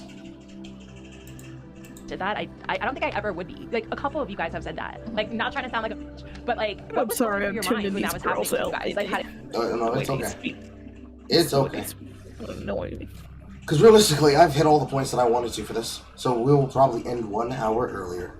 Did you stay in that situation, like for real? I wanted to make my marriage work at the time, and I was like, no, but what made you think that behavior was okay and that it would eventually stop? Serious, honestly. Because I wanted that. Honestly, I wanted that Disney fairy tale Cinderella wedding. Well, you want to be swept off your feet. It's hostage, but you're held hostage by that fantasy. Yeah. And men aren't. We're not held hostage by the fantasy. Yeah, but at the same time, whenever that fantasy, like in my head, I'm thinking, dude, how stupid can you be to stay in a situation like that? Yeah, I mean, I hear that all the time, but like after the 50th time I've seen it, like I remember the first girl who came into the strip club I was managing who had clearly been beaten by her husband. Like she had a black eye, she was covering it with makeup. All the other girls were around, like, oh my god, girl, I can't believe you're going through this. And I said this, I remember I said this to her, like this is probably the 3rd time the guy beat her. And she comes in and I go, hey, you know he only hit you because he loves you. Obviously I didn't mean it, but that's what she was thinking. And when I said that to her, her whole mind stopped because that's all she was thinking. But no one had actually said those words to her. She almost started crying. And I was like, obviously he doesn't hit you because he loves you. That's what you're thinking. You got to stop thinking that. But it took her a while. Like no one, all the other girls heard me say that. And they're like, I can't believe you said that. And I'm like, no, that's what she's thinking. You guys are just too weak to tell her the truth. Yeah, you need to understand, like that's what you need to tell. Embarrassed that you're allowing yourself to go through it, that you don't freaking admit what's going on, because that happened to me in my first marriage. The thing is, while we're all saying this and ladies are all sharing, gentlemen that are out there getting cheated on, right? Woman is running around with some other dude, she's disrespecting you or she's embarrassing you, same situation. You're afraid to tell your guy friends about it, right? What do we do in our calls, on our coaching calls? We turn the recording off, guys tell us their story, no judgment, and we sit there and we support you, and then we play She's for Everybody by Juicy J. She's for everybody, but I love the... Oh, sorry, cool. Kappa. We actually got a lot done here. We got a lot done here. We've got rules for life that you should live by. We've discussed ideas and structures. And importantly, I put this rule on Rule 9. Audio, visual, experimental learning. See it. Do it.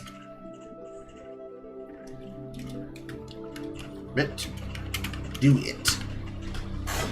Ways to live your life, ways to support for better outcomes, and pitfalls that you can attempt to avoid. All from the Red Pill. Thanks, Red Pill. I'll mail you a check for $0.00. Because you're worthless. Anyways. I see what you did there. And we're just going to go ahead and do one of these. And we're going to go ahead and do that as well. And we're going to go ahead and call that there.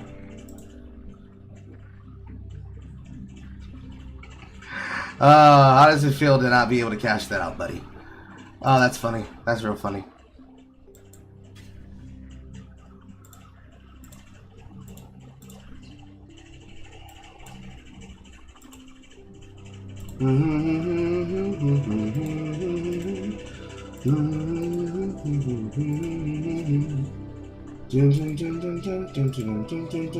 You tried it, buddy. You tried it.